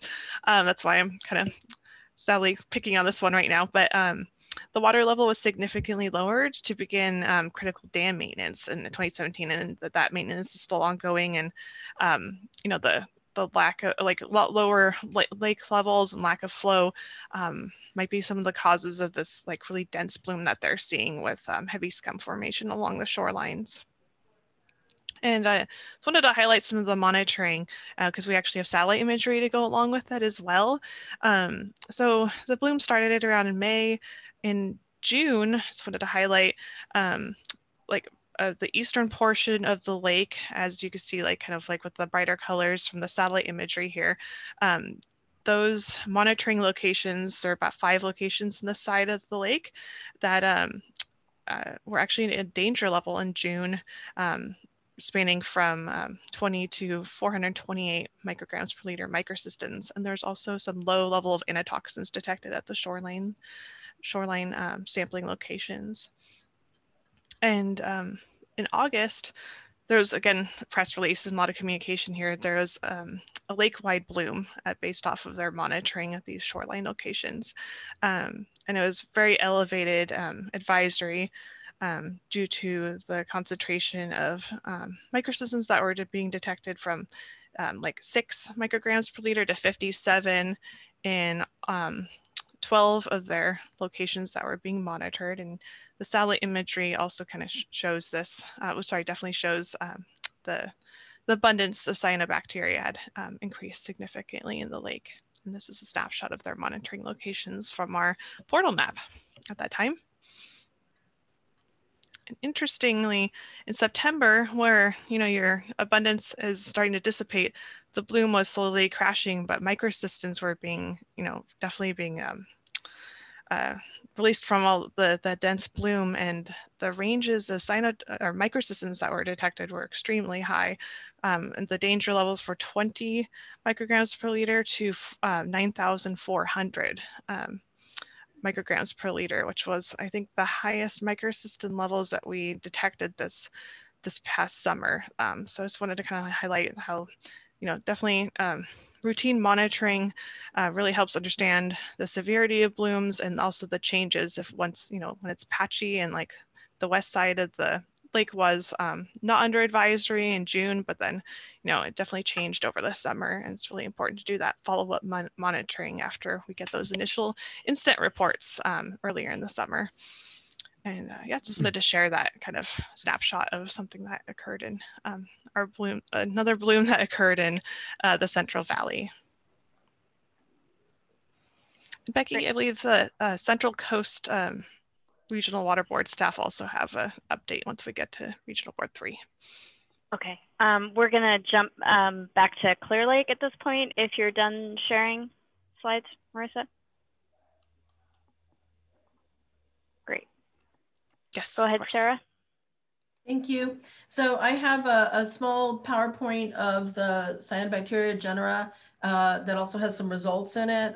This was put together by Alex Tyler and myself from Elam Indian Colony in Big Valley, as well as some signage updates. So here's our trends for summer 2020. This is actually a map of all of our sites, cyanotoxin sampling sites on the lake. The interior sites that you see on this map are actually either for UC Davis sites. They're in the middle of a research study, or some longstanding State Department of Water Resources sites now covered by County Water Resources Department. So we do get water samples from them when they are out there on the lake and do microscopy and send off for cyanotoxins if warranted. The shoreline sites, however, are our regular sites where we are out there twice a month over the summertime and usually once a month in the winter, taking water samples and doing microscopy and Abraxas strips if warranted, and also sending out for cyanotoxin analysis. So in May 2020, and these are all slides from our efforts. Actually, I think all of the slides that you see in here, the cyanobacteria slides, are from Alex over at Elam. She does many of the sites microscopy. We do a few of them in here depending on our timing. So in May 2020, we had one sampling event that month, and there was a dominance of Gliotrichia and Dulcospermum. And we were seeing some microcystis and a Famizamenon. The toxin levels were, I actually don't have it on this slide, but I have it in the other spreadsheet that I'm going to show. I believe we were at caution at a couple of the sites, but I'll confirm that at the end of this presentation. In June 2020, we were out there twice that month, dominance of Gliotrichia, but we were starting to see more microcystis. And when we see the microcystis, there are several species that are on the lake. That's when we start to see the toxin levels go up. So we were seeing Planctothrix at Famizamenon. This UBL is actually another water body. It's Upper Blue Lake. So we monitor at that location as well at Blue Lakes. So our toxin levels, we had danger levels at 6 locations with the highest of 77 micrograms per liter for microcystin. In July, we sampled twice that month. Again, a lot of gliotrichia, but we still microcystis dominance in some of the locations. And that was by the end of the month, we were seeing some Lyngbia. We had danger levels at 3 locations with the highest of 79 micrograms per liter of microcystin. And we were also starting to see anatoxin and saxitoxin producing genes present.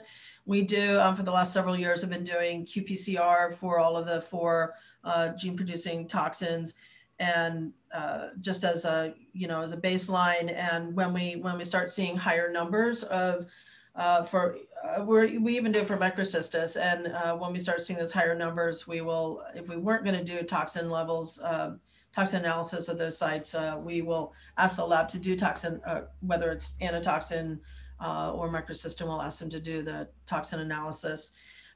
We've never actually gotten saxitoxin hits, but we are seeing saxitoxin producing genes. So that's our July. Our August, the heavy Lyngbia presence, and I'm hoping that Amy Little will be on to give an update on the drinking water systems on Clear Lake. But I understand that the Lyngbia is producing a lot of, creating a lot of havoc with the water systems because of the biomass. At the end of the month, we didn't see gliotrichia, dulcospermum anymore, and it was just microcystis and Lyngbia for a while after that. The toxin for weeks. The toxin levels, danger levels at 2 locations, the highest being 29 micrograms per liter. So that's for microcystin, and that's pretty low for August. We were kind of surprised that the toxin levels were that low, given the fact that it was in the 70s a month prior. In September, we sampled twice that in that month, microcystis and Lyngbia. We were seeing plankton thrix, and we actually got an anatoxin detect of 14.11 micrograms per liter, as well as over 1,000 for microcystin, with danger levels at 11 locations. So that was September. Reminded us of September 2014, we were getting numbers like that and danger levels like that. In October, we sampled twice that month, Lyngbia with some microcystis, with the end of the month, microcystis being the dominant genera. And the toxin danger levels at 9 locations, the highest being 417 micrograms per liter of microcystin. And there was also anatoxin detects in at 1 location that was at 1.85 micrograms per liter. November, we sampled twice this month, dominance of microcystis. Throughout the whole month, both sampling events, famizamenon in a couple locations. The other water body we're monitoring, Blue Lakes, still has some Lyngbia. So there were danger levels at 3 locations, with the highest being 607 micrograms per liter. The other, so that's the end of that slide. And then I wanted to put up our cyanotoxin sampling spreadsheet that we do.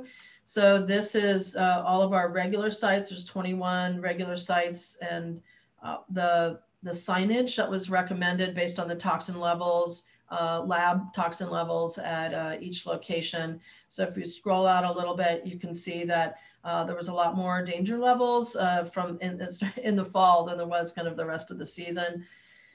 We are going out again this month. We're down to the once a month over the winter time.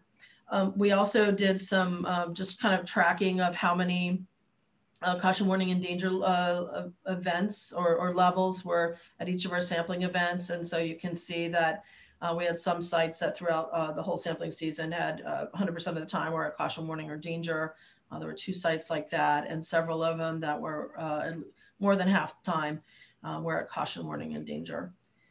That is it for the sampling on Clear Lake. And I don't know if Amy or others would like to speak about any other aspects of it. I think Amy had to jump off for 10 o'clock. I don't know if she's back on or if Corolla. Yeah, hi, this is Corolla Kennedy. I'm with Robinson Rancheria Water Resources Manager, and I also do the sampling for the drinking water systems on Clear Lake. I started this year. It looks like my first sample event was June, and I did go through to the end of October. One of the key, all of the systems on their finished water did come back below the recommended guidelines of 0.3 parts per billion on microcystin, and microcystin is mainly mainly what I focus on in my sampling. But the interesting thing this year were the high detects that I was getting in the intake. In the past years, it had been more in the single digit levels. Now this year, I'm getting 30 parts per billion out of some of the intakes, which is really has increased considerably since in the last 5 years that I've been doing the sampling. So that's just one of the things I wanted to note. And it does follow the same line as the recreational shoreline sampling in the sense of where my high markers are, which is down in the lower arm on those systems. The nice thing is there's 18 systems on this lake, and I do get 9 of them that participate, which is the bulk of the population that it serves. Clear Lake serves 75% of the community of Lake County. So that's my highlight for the year. Great, thanks, Carola. Angela? Yeah, I had a quick question because there's so many cyanobacteria minds on the call, and Sarah and Alex, you guys do such a great job of monitoring the cyanobacteria in our lake. And I have a question about, so all the samples that you guys do around the shoreline are their surface, and then we pair them up in the lake by doing surface sampling in the middle of the lake in the pelagic area. And I know that in the top layer of the water, there's certain species that are more buoyant, so they're in the genera, and you captured those. For example, Microcystis, Cleotrichia, they're going to be more found on the surface of the water. Is there any benefit to, in those middle lake samples, doing samplings at other depths to capture either some genera that might be coming up, you know, in the future, like as a predictive for like what might come up later? Or is there anything that's toxin producing in those other layers that might not necessarily be captured in those shoreline areas or on the surface? I'm just trying to figure out if we do, and I know I always talk about like we don't have enough money to do stuff, but if we add additional sampling in those other depths, is there any power in prediction for what might be coming up or other types of genera that might be of concern that are out there? And I thought this might be a good forum to ask that with all of you guys and all the great minds on here. And then also, you know, there's Dave and Jamie, you guys are doing some work with Clear Lake, looking at some more, you know, micro systems within those depths. So I just wanted to ask that and see, because you guys have such a robust program monitoring right now. And if there's a little effort we could do extra and we could help you, would that give us any more information to be valuable for what might be coming down or prediction? Or is it totally doesn't have anything to do with anything and is not something I should think about? Thank you. Hi, Angela. This is Dave Karen. I can weigh in just a little bit. So you have a lake that most of the time, at least you know from our measurements, is extremely well mixed vertically. There's a lot of wind wave action, so you're really not getting depth stratification except occasionally when the wind dies, the waves die. So there isn't that much, I don't think. I mean, in the great scheme of things, if you wanted to have endless money coming in, it'd be great to have some of that, but I think it's not going to give you more predictive power to what's coming next. It's not like the organisms first appear at depth and then rise to the surface and bloom. Everything is pretty well mixed most of the time in the lake because it's shallow and it's really wave impacted or wind impacted. We did see, I will say, you know, we got a lot of numbers that we're still crunching through, and we saw generally lower concentrations of toxins towards we had 10 stations in the middle of the lakes across the 3 arms, and they were generally lower than what we're finding on the shore, which is not surprising because of the wind accumulation on the shore. And those numbers, I think, will be coming soon. I think Jamie's got to massage those and give them to the water board before we can send them out generally, but they'll be available soon, I think. And Jamie can weigh in if she wants. I think that's accurate. And we did talk about what the numbers were, just to give you a range. The middle of the lake numbers for the month of August ranged from below detection, and the highest we had was about 5 micrograms per liter, so just under the warning level. I guess, go ahead. I was just gonna ask Carola if she could mention what kind of depths the intake samples represent? I don't know exact depths on all of the intakes. Amy might have a better clue as to those, but the ones that I know, the distance out range from 100 feet to 500 feet.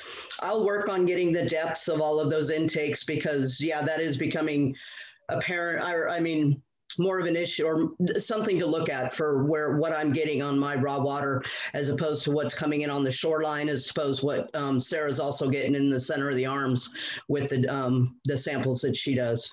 So I know at least a couple of them are 15 to 20 feet deep. We're working with a couple of the water purveyors.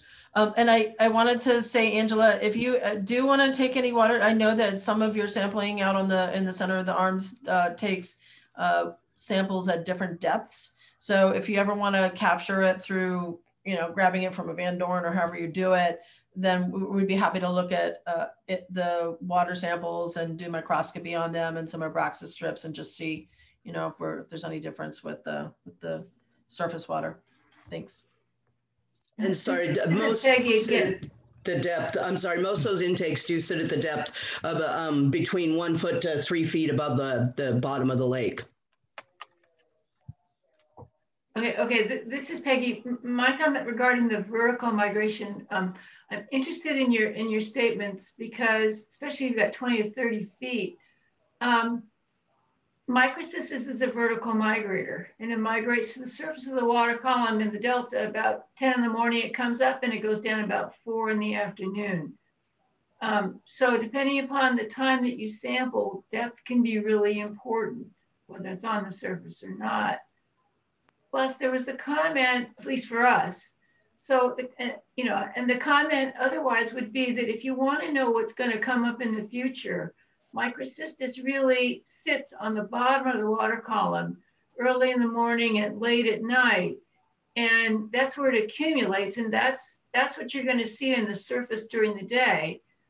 And so if you want to know what's going to happen in the future, the bottom sediment is where to sample.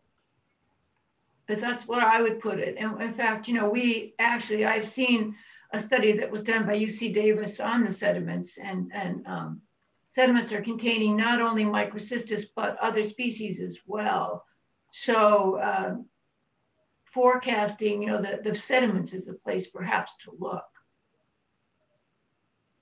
Yeah, this is Dave Karen again. Yeah, just to clarify, I agree completely. I've seen that in other lakes where Microcystis will rise to the surface. Particularly, it likes to be there in the morning if it's calm, and then it does whatever it does. The physical mixing of the lake, obviously cyanobacteria don't have motility. They can change their buoyancy, and depending on the movement of the water vertically, they may be up at the surface or they may be down deep as they prefer. But in a very strongly mixed lake, and most of Clear is shallow and well mixed, it can't fight those kinds of forces. So we did a bunch of profiles this past summer, and everything, temperature, pH, chlorophyll, everything is basically the same top to bottom when the wind is blowing. Certainly when things calm down, you can get stratification. I completely agree. Great, thanks. I think in the interest of time, move to Central Coast. Hey, Becky, let me check and see if Melissa Daughtry is available. Oh, I think we just heard you unmute yourself. Melissa, if you would like to try again.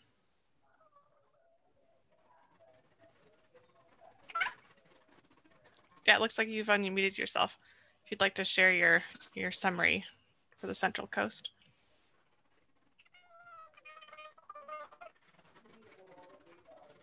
I don't think you're coming through, Melissa. Yeah, I think there's audio issues. I can help share your summary. Melissa had shared it with me this morning just in case she wasn't available. Thanks for trying, Melissa. All right, so I'm going to be reading from your notes and try to my best. Thanks, Melissa. See you chatting there. So for the Central Coast region, there was limited HABs field season this year due to COVID, particularly with the closures and limited travel and that sort of thing. So they definitely had a different season a season of sampling for HABs than previous years.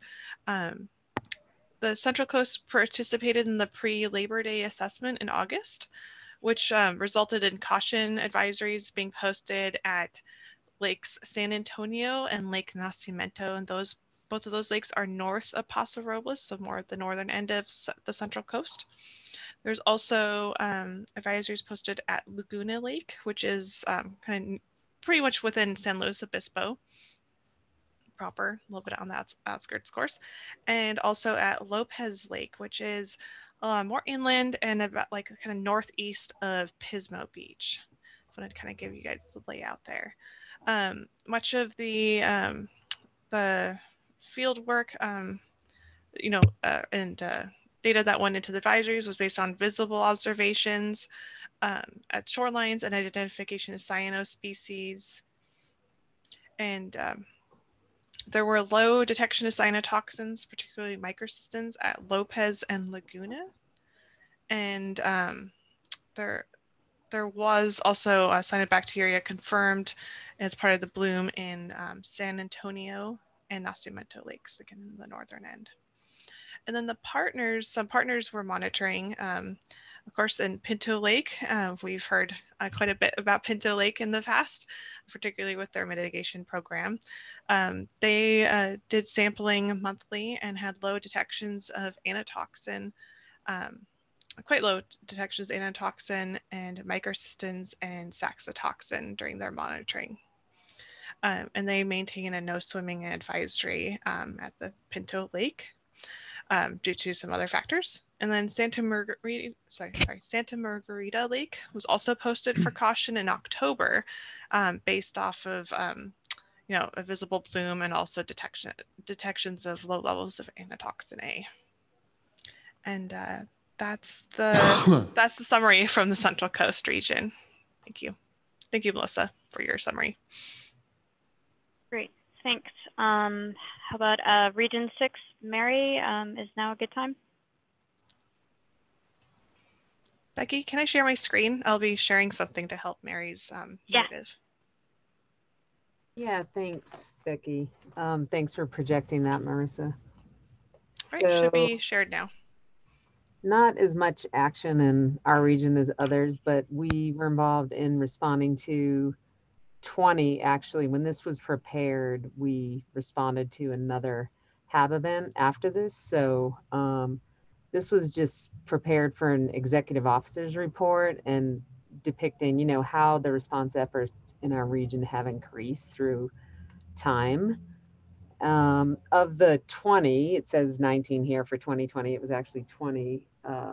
2 resulted in danger, and that was at Crowley Lake and Red Lake. Both are high elevation lakes. Crowley sits above 6,500 feet, Red Lake above 8,000 feet. Red Lake continued to persist in the warning for cyanotoxins. Microcystins persisted into October, and we had planned another sampling event, but the lake froze. One of the concerns is there is ice fishing at that lake. So Becky was helpful in providing guidance there. So yeah, you can see here 2 danger, 1 warning. That was the warning was at Indian Creek Reservoir that's located in Alpine County. I did want to mention on Red Lake, it is a relatively undisturbed watershed, so we continue to see the danger levels there starting back in 2018. That is being monitored regularly with partners with Alpine Watershed Group and Department of Fish and Wildlife, and they are very responsive as far as posting the lake and getting the warnings out there. Mostly in our region, we see microcystins as the predominant toxin, some anatoxin, and as far as genera, Dolichospermum, some Lingbia, Warrenichia, and microcystins. for the most part. Some oscillatoria and others that I can't pronounce, but Sarah Ryan, you did a wonderful job. Yeah, so I guess that's about it. What unique this year was we were involved with an animal investigation, and thank you so much to Becky and Keith and Marissa for helping with that. Nevada Environmental Health Department was very responsive in working with the private entity and investigating that. So it was unique to be involved in that process. And I think that's about it. We tried to get out general HAB awareness signs to as many partners throughout the region as possible. And they really appreciate that. I think they're great to have out there.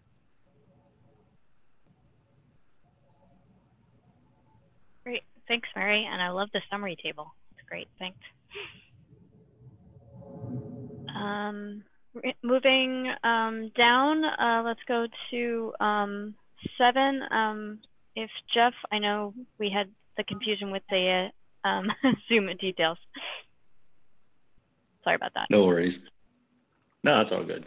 I can't compete with you guys though. You got all these exciting things going, and I had one report this year. So, is there a way to share my screen? Do I just tap that share at the bottom? Yes. If you have the green button and it says share screen. Yeah, it says disabled, host disabled, screen share. Dave, can you? It's yep, I just did it. Should be able to do it now. Okay.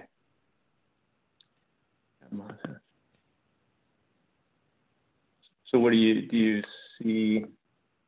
There you go. Oh, cool. Okay. So yeah, we had one report. It was from a man-made pond that's fed by an agricultural drain, which eventually discharges into the New River, and had a nice green slick on the surface. Let me go to the next one. Oh, where'd it go? Ah, darn it. Okay. Well, doggone it. You'll see it later. Sorry.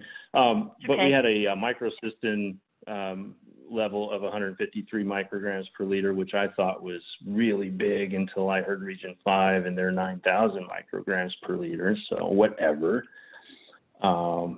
It was dominated by Rhaphidiopsis, which I'd never heard of.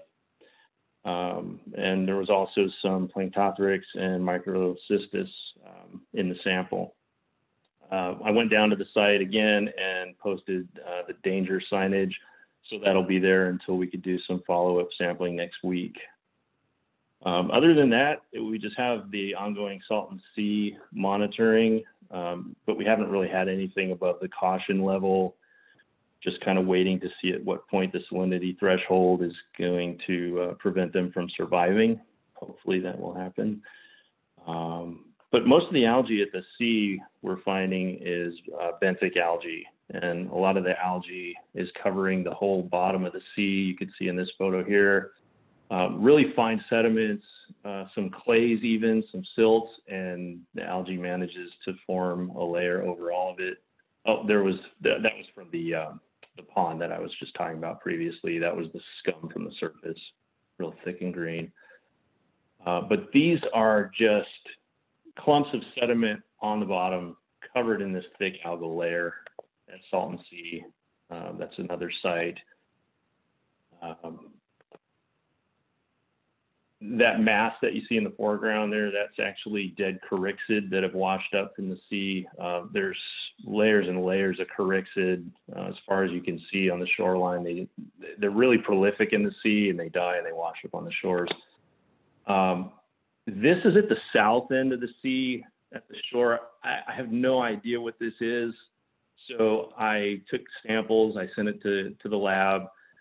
We did get some cyanobacteria, but they couldn't identify what the turquoise colored stuff was.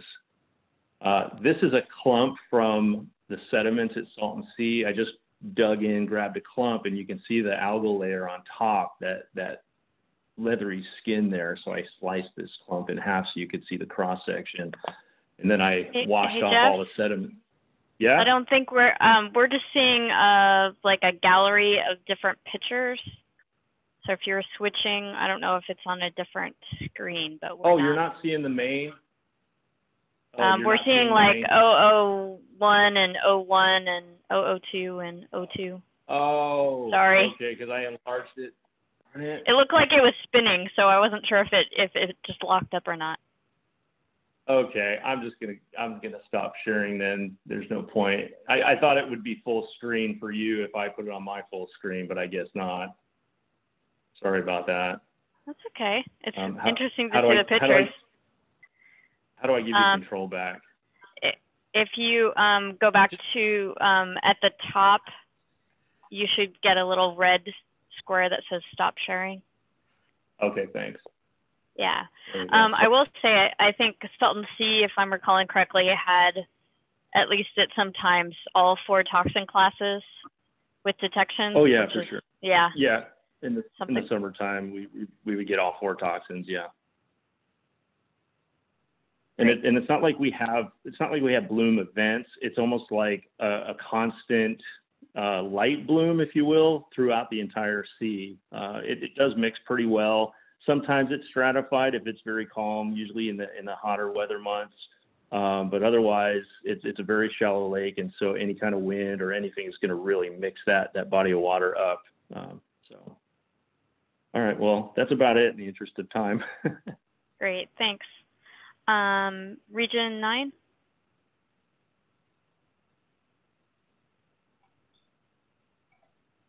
We have. Hi. Yeah, great. Hi, Debbie. Hi. Yeah, Carrie Nagoda is our HABs lead, and she unfortunately couldn't be here today, so I'll be giving you our update. And kind of like Jeff said, we're not as exciting as some of the other regions, but we do have, we did respond to two reports I'll tell you about.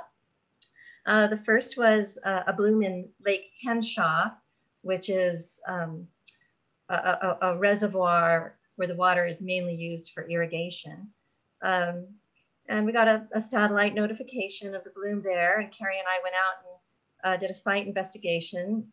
And the samples, well, first of all, I'll say that it wasn't an obvious bloom, and we were very impressed that the satellite picked it up.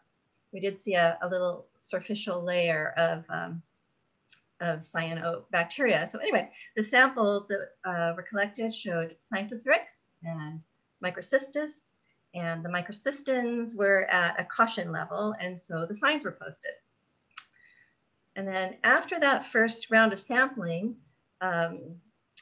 Vista Irrigation District, who manages the reservoir, they took over and started doing weekly sampling, which was really great. And what was greater is they shared their data with us. And they found that in summer, did I tell you that the first notification was in February? I'm not sure if I said that. So February this started. February was our initial investigation. And then when Vista took over, they found toxin levels at a danger level. And so signs, advisory signs were posted for that.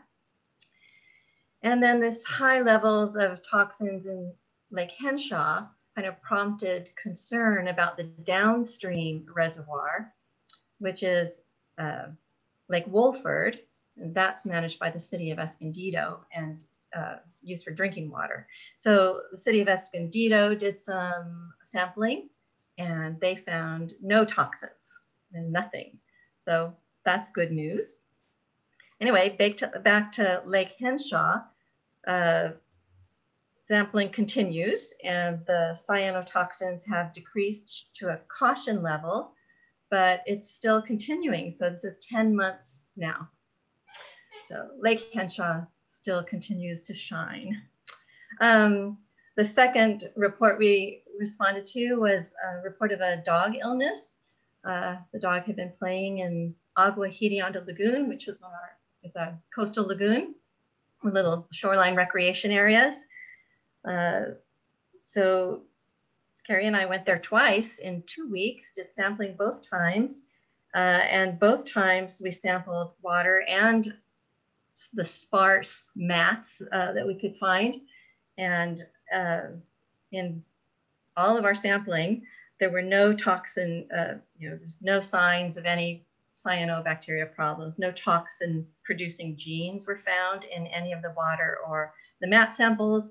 So we were not able to link that dog illness with any cyanobacteria. So that's it. Thank you. Becky, I'm sharing my screen. I went to Tableau to share the map. It looks like maybe a lot of folks are looking at it. Maybe that's why the portal's having a tough time zooming in. So I just try to help you. And this is a location of Lake Henshaw here in San Diego, just for folks to help with Debbie's narration. Thank you. Yeah. I'm sorry for that. Mine locked up.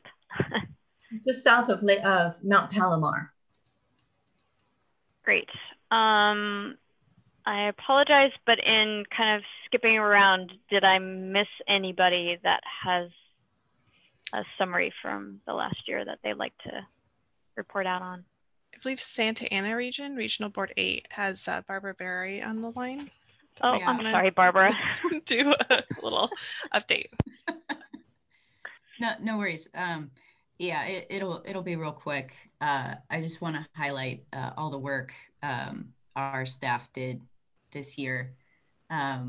We collected samples during 18 separate field events, visited 8 water bodies, and collected approximately 60 samples.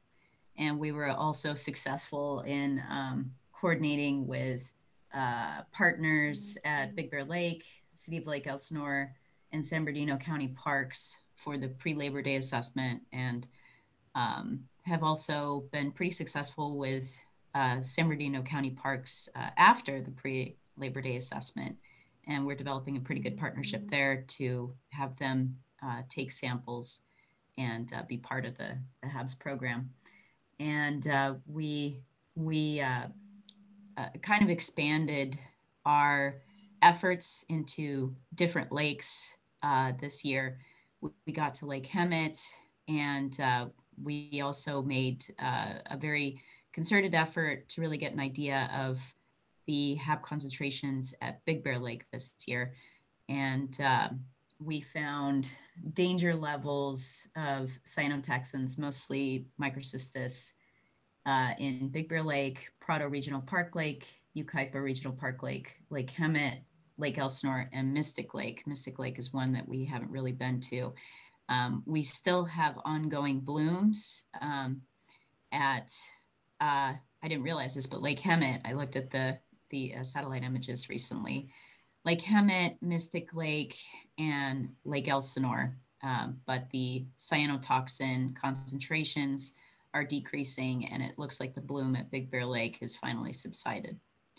And we sent out several news advisories this year to try and inform the public because we've had inconsistent messaging from the lake managers in some of these areas.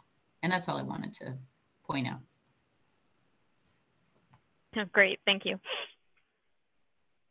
Becky, Brandy Turner of the Klamath Basin Monitoring Program, if there's time, he'd like to share a little bit about the Klamath Basin.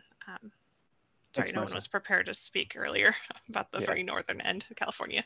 For those who aren't aware, there's extensive monitoring for HABs and especially microcystins that have been ongoing in the Klamath Basin since 2009.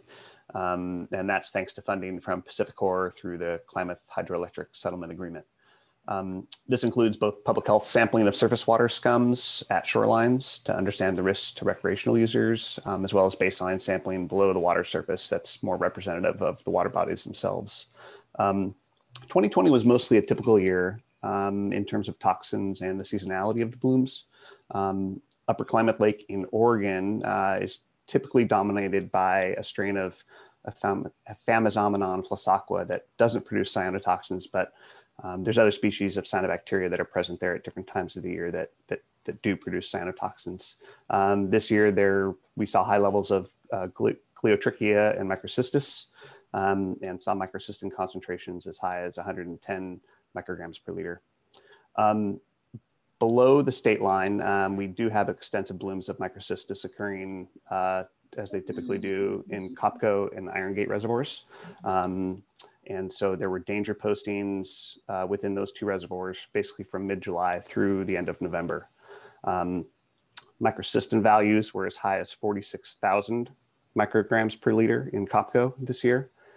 So that's a higher number than I think I've heard so far on the call.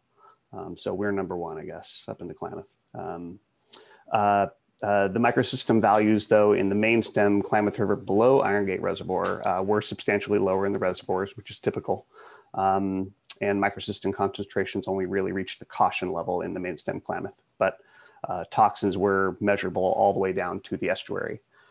About the one thing that was kind of atypical this year, there was a benthic algae sample collected in the Scott River this fall as part of the Labor Day sampling, and there was amtoxin A measured there. So while the focus of our HAB monitoring to date has been really focused on the phytoplankton blooms, this benthic-derived cyanotoxin is kind of notable, and I hope we can kind of continue monitoring like that in the future. And kind of like a lot of things HAB related in the state, the more places we look for cyanobacteria and cyanotoxins, the more we tend to find them. So thanks to everyone who's involved in those monitoring efforts. Thanks, Randy. I realize we're having great discussion and understandably running a little late. So I think we're gonna do the subcommittee year-end reports that people have prepared, and then we may skip the 2021, compress that in the wrap-up, so we make sure we make it out on time. So I guess any quick questions for folks that I've talked about it, or anyone else that has a report?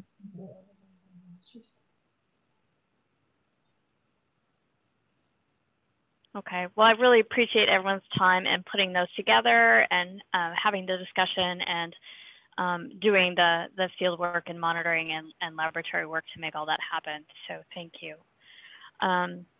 So moving on to the subcommittee year reports, Marissa is thankfully willing to present on the HAB-related illness work group efforts.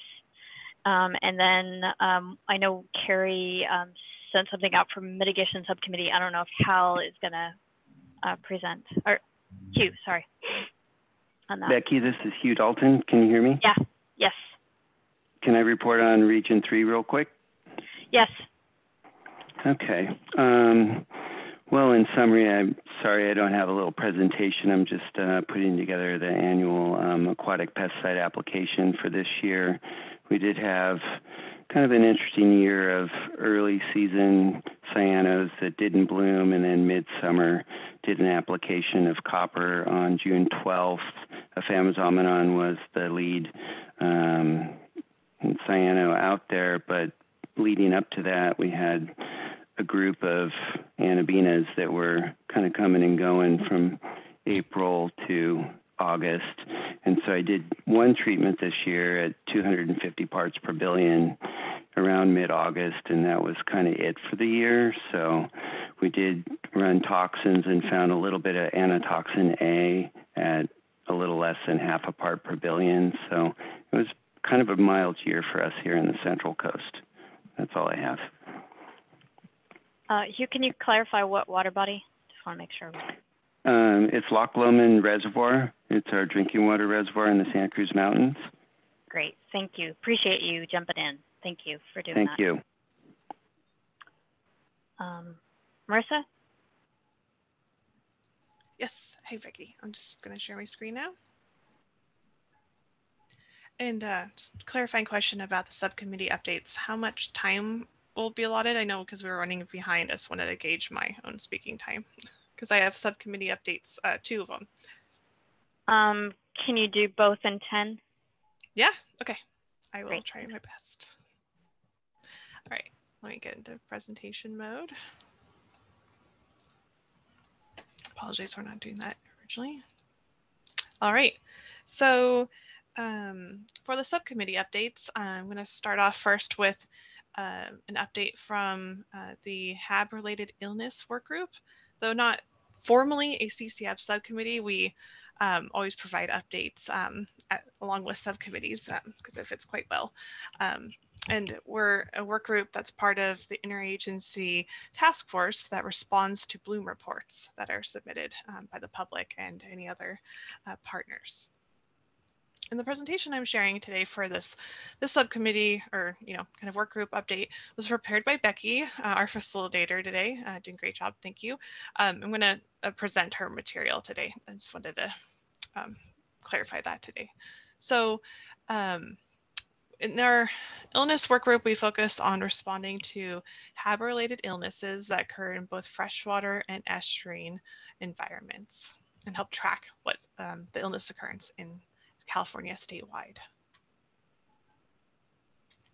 And the interagency working group on freshwater and estuarine HAB-related illnesses is made up with technical staff from many different agencies. I want to highlight that it's made of staff from OEHA, including Becky Stanton, staff from the water boards, California Department of Fish and Wildlife, California Department of Public Health, and the California Environmental Health Tracking Program. And there we collaborate on preparing outreach materials related to potential human and animal health impacts and response to and tracking of these potential illnesses. And a way that you can contact us by, sharing a potential illness, again, will help you kind of collect that information and help understand if it is related to HABs.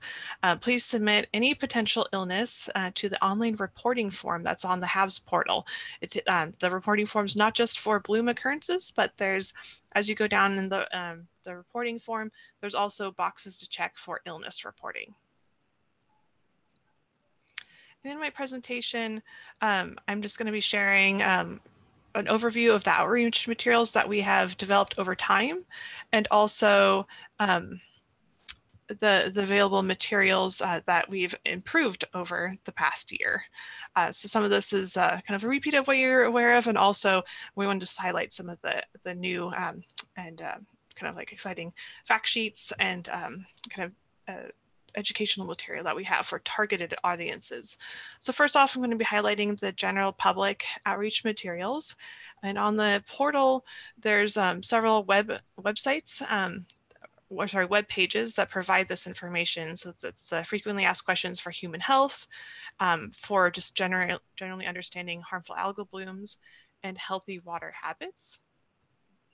There's also a HAB-related illness just tracking webpage that provides a lot of information about what we've collected over the past few years since 2018, and also fact sheets so that you can understand, have something that you can share with other partners, and also for the public to understand a little bit more about what we're tracking.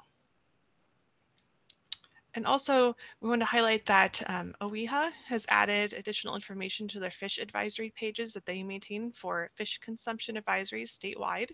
And this relates just to highlight to the public that there are concerns about harmful algal bloom biotoxins, and that webpage now takes folks back to these educational pages on the HAB portal. So trying to make those connections on the web environment. And then our outreach materials, particularly for health officers and medical professionals. In the past, we've created outreach letters for 2018 and 2019 for our targeted audiences. This past year, we developed a fact sheet that was for these targeted audiences, including the health officers, environmental health officers and public health, tribal environmental health directors, and so forth, that we also distributed to these targeted groups as well. And also there's a page that provides dedicated human health information for medical professionals as well, which came in handy actually this year because we had some human health concerns. We also have outreach materials for dog owners, including the one-page fact sheet for dog owners on just how to protect your dogs while you're out recreating in our beautiful lakes in California, and also some more detailed information about protecting domestic animals, including livestock. And then for veterinarians, we also have targeted information for them and kind of fact sheets to help with diagnosis and some treatment depending on the microcystin, or sorry, depending on the type of toxin that the animal has been exposed to, and also some additional resources and recent research that's been published. Our outreach materials for land and water body managers has been kind of consolidated under the guidance website, or it's a web page in the FHAB portal, and particularly focuses on how you can better communicate with the public and press. And so we have some templates and other kind of fact sheets to use for a range of audiences that the land and water body managers may need. And with the tracking and the support that this work group provides, I just want to highlight that we will assist with contacting local health departments, veterinarians, that kind of thing, to do the interviews. We coordinate with the interagency task force for incidents, including the Water Board's Department of Fish and Wildlife as necessary. And we collect additional information on the reports of human and animal illnesses so that it can be reported out to the CDC's OHABS database. So Tracking California and Department of Public Health staff do that reporting to the OHABS database. And this is a summary slide of the reporting to the database that we've conducted since the work group was established in 2018, and by the type of kind of organism that's been impacted. And this is a summary again of what was submitted to the database. And we tend to evaluate about twice the number of illness reports. And then depending on the information that's available and the likelihood of the bloom being related to the illness, and if we're able to even get the information to kind of understand that related impact, you know, there's just many kind of aspects that inform us on what reports make it to the OHABS database. So we just wanted to share this summary from the past 2 years. And then for 2020, we have not done our summaries yet for this year, but we will be shortly in the early year and be able to present at the next CCHAB meeting. All right, so I just want to keep on going with the guidance update subcommittee. So before I get to that, we also normally do like the total incident report statewide that's been reported, those kinds of summaries. And we'll also be doing kind of like that 2020 look also at the next CCHAB meeting. For the guidance update subcommittee, we made several improvements over the past year to the California HABs portal. And in interest of time, I'm just going to quickly show my screen of the web page. So this is the landing page of the California HABs portal.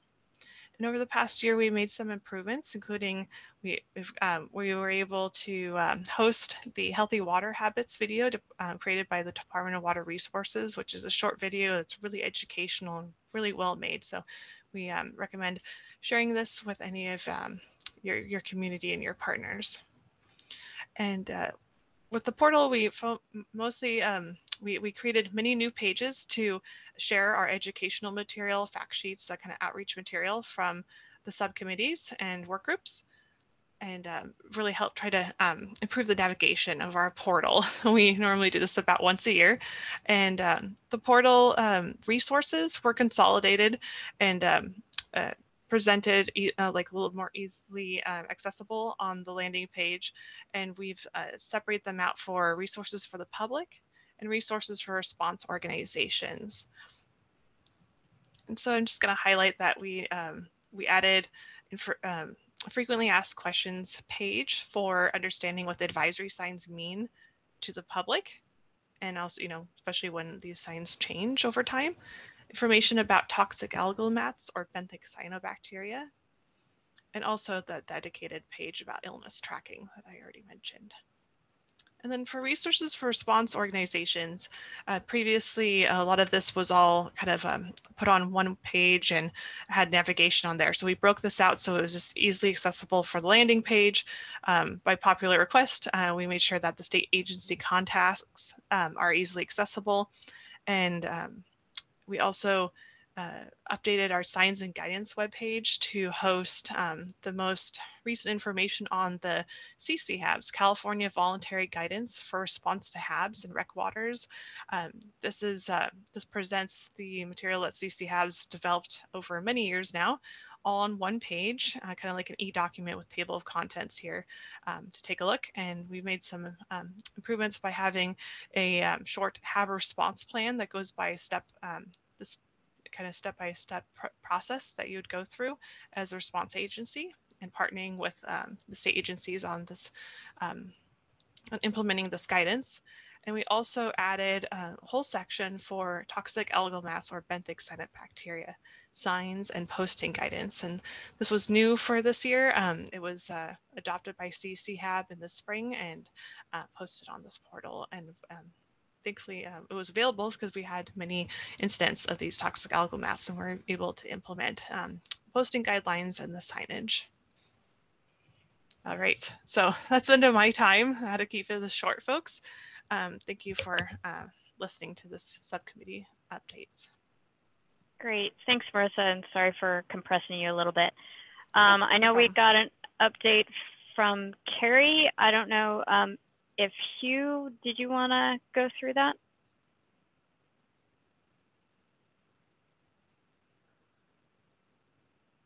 Okay. Sorry about that. Let me find our notes real quick. It'll take me a couple minutes. I can put it up. I have it. I can put it on screen. Would that be helpful? Yeah, that'd be great.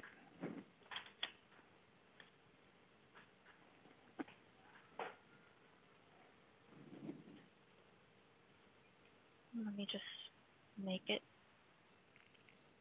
bigger. Come on. Can you read that size-wise? Yes, thank you. That's great. Yeah. Just a short review of 2020. We had 8 meetings this year, and kicking it off is Bill Taylor's work on the preliminary lake evaluation he did on Willow Lake, and kind of thinking that this evaluation will be insightful for knowing what lake managers have done in the past, what they're planning on doing, and sharing a little more information statewide. It's kind of just inclusive, very thorough look at a variety of indicators for bloom detections, and Willow Lake was something that popped up as a water body that hadn't seen much activity, and then all of a sudden it kind of went crazy in one year. So moving on to bloom response team, Bill Taylor, myself, and Dave Karen have been kind of talking it over on what this type of response team would function as, and a little bit on the back burner. You know, we don't have money, we don't have interest in lake managers calling us out just yet, but still evaluating what we could potentially do, either site visit with observations and samples, some analysis, you know, maybe just using a lake evaluation tool to kind of see where people have, what they've tried or what they're thinking about doing. And then moving on to guest speakers. So we had a few of those highlighted and planning a few more in the new year. And I just got a request this week from someone in Florida doing research on toxin aerosols and also on mitigation strategies, successes, and, you know, updates on that. So knowing that Florida is warmer than California, we can probably learn a lot from their experiences dealing with CCHABs or freshwater algal blooms. They do also have marine algal blooms as a side effect of having inland blooms. So I think Florida will be a great state to look at what they've done and see what's worked. And then moving on to the ITRC, I've kind of seen some of those things over the course of this year. I haven't been heavily involved. A lot of their studies has been on benthic information, and I have zero experience with benthic, so kind of waiting for that to come back around to more of the floating freshwater cyanobacteria, and the monitoring plan, just basically relaying a little bit of update from Jamie Smith from SWRCB on her work with Keith, and then talking about our various blooms in California that meet with our group, and then updating some of the website information. I did have the pleasure of meeting Dave Karen this year, a couple weeks ago. He's living in Santa Cruz now. We had a little walk and chat, and I look forward to partnering, you know, myself as a chemist and Dave as a biologist, and he probably has more knowledge of chemistry than I do, but our immediate conversations were centered on nutrient mitigation, as well as finding mitigations outside of chemical algicides, and seeing how we can better the quality of water bodies and get maybe man-made reservoirs or lakes to function better in the future, being that my experience with our reservoir is it gets very still, it gets very warm, and there's really nothing to stop it from blooming that we've kind of integrated in the past. So it's sort of a just annual season of blooms and mitigation with chemicals, and would rather see that move towards statewide effort to assist lake managers with finding things outside of chemicals to help improve their water quality. And that's it, unless anybody has any questions about our committee. Great, thanks, Hugh. Appreciate that, and thanks to Carrie and the other members for putting that together. Appreciate that. Stop sharing. Put the agenda back up.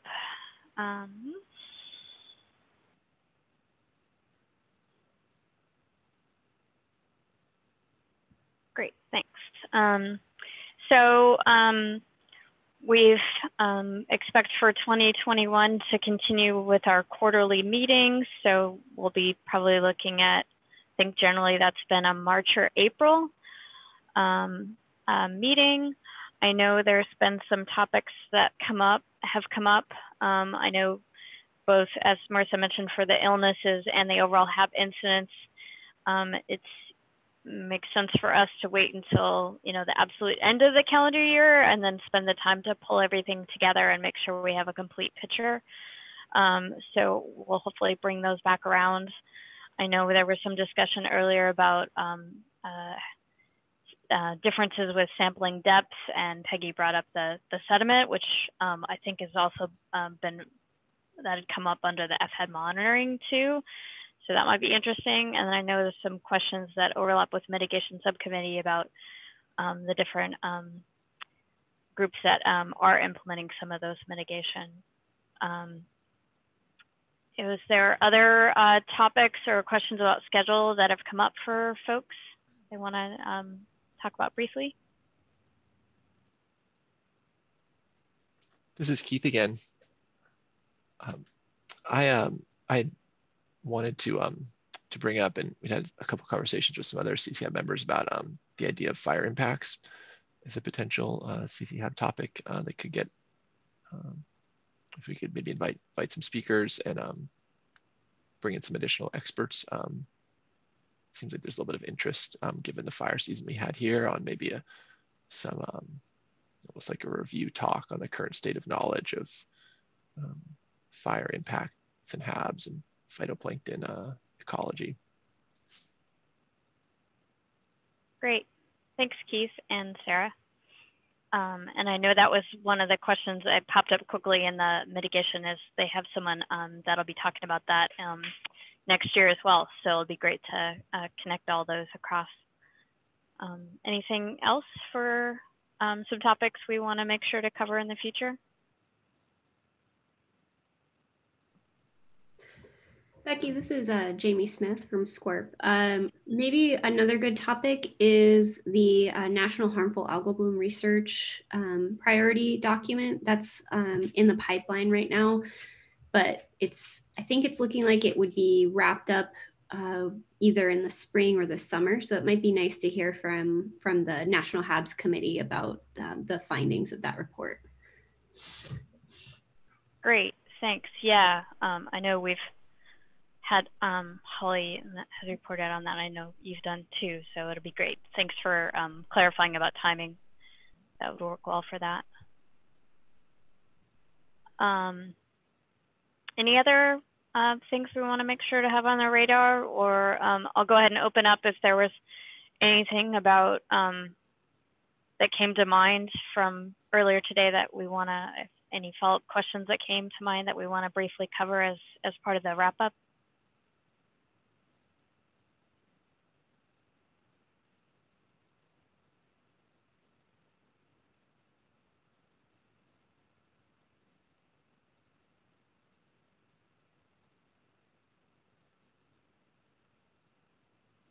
Okay, sounds good. I guess one thing, I'll be interested in feedback, and feel free to let myself and the other co-chairs know of. We've generally done these in, this December, January timeframe, and is that still working for folks? Knowing that there are some areas with year-round blooms, and we're not quite as crazy busy this time of year, but if people have suggestions on that, feel free to let us know if you'd prefer a different timing on that. I did want to say that since we do have some overlap with folks that have marine focus, is that one of the things the Illness Work Group has expanded this year is we are working on marine HAB related illnesses too, and we now have a webpage and some contacts on that. So if that does come up for folks, feel free to let us know on that. So Dave or Sarah, any final comments or thoughts from other co-chairs? Not to say I really appreciated the end of year reports from the different HAB regions. I think it was, or I'm sorry, the different regions. I think it was even more robust of a report than last year's. So just really appreciate it. And those people who were able to get slides in or some sort of document, that's really helpful. It's great for documentation purposes. So thank you for going the extra mile for making those when you could. And other than that, I think it was a great meeting. I think our end of year one should perhaps be longer, so we have more time to make sure everyone gets a chance to say what they need to say. But other than that, great meeting. Yeah, I guess I would just second the idea of something on fires. Keith, we had talked about maybe something more extensive than just one talk within the mitigation subcommittee, and I think that we should still roll that around. I love Jamie's suggestion on getting the National HAB Committee to weigh in. And actually, it would be nice if there was someone who would specifically talk to the freshwater aspects of that, as opposed to the marine, which tends to dominate that particular group. And then the other thing, given that we do have a connection between the land-sea interface, and this is a hot topic in HAB's research at least, it might be good to have somebody from the state who would come and talk about the land-sea interaction and the impact that has on everything from how you sampled it to what shows up on the shores. I know Meredith Howard is working on a paper, she's lead with a number of us, where she's talked about that, summarizing a MerHab project that she had. And I hate to put her name out there because she'll kill me, but maybe she or somebody would be willing to come and talk on that in the coming year. Great, thanks. All good points. Well, I just want to say thanks for everyone's time today. I know things are busy, and doing more virtual meetings can sometimes be a little much. So I appreciate everyone's patience and contributions and spending the time to prepare information. Really appreciate that, and look forward to an upcoming meeting next spring. And feel free, if there is something you want to share out to provide to us through the listserv, we're happy to do that. And best of all for the holidays, and for hopeful things in 2021. So thank you all. Thanks, Becky. Thank you, everyone. Thank you for Bye-bye. facilitating. Thanks. Bye. Everybody, great meeting.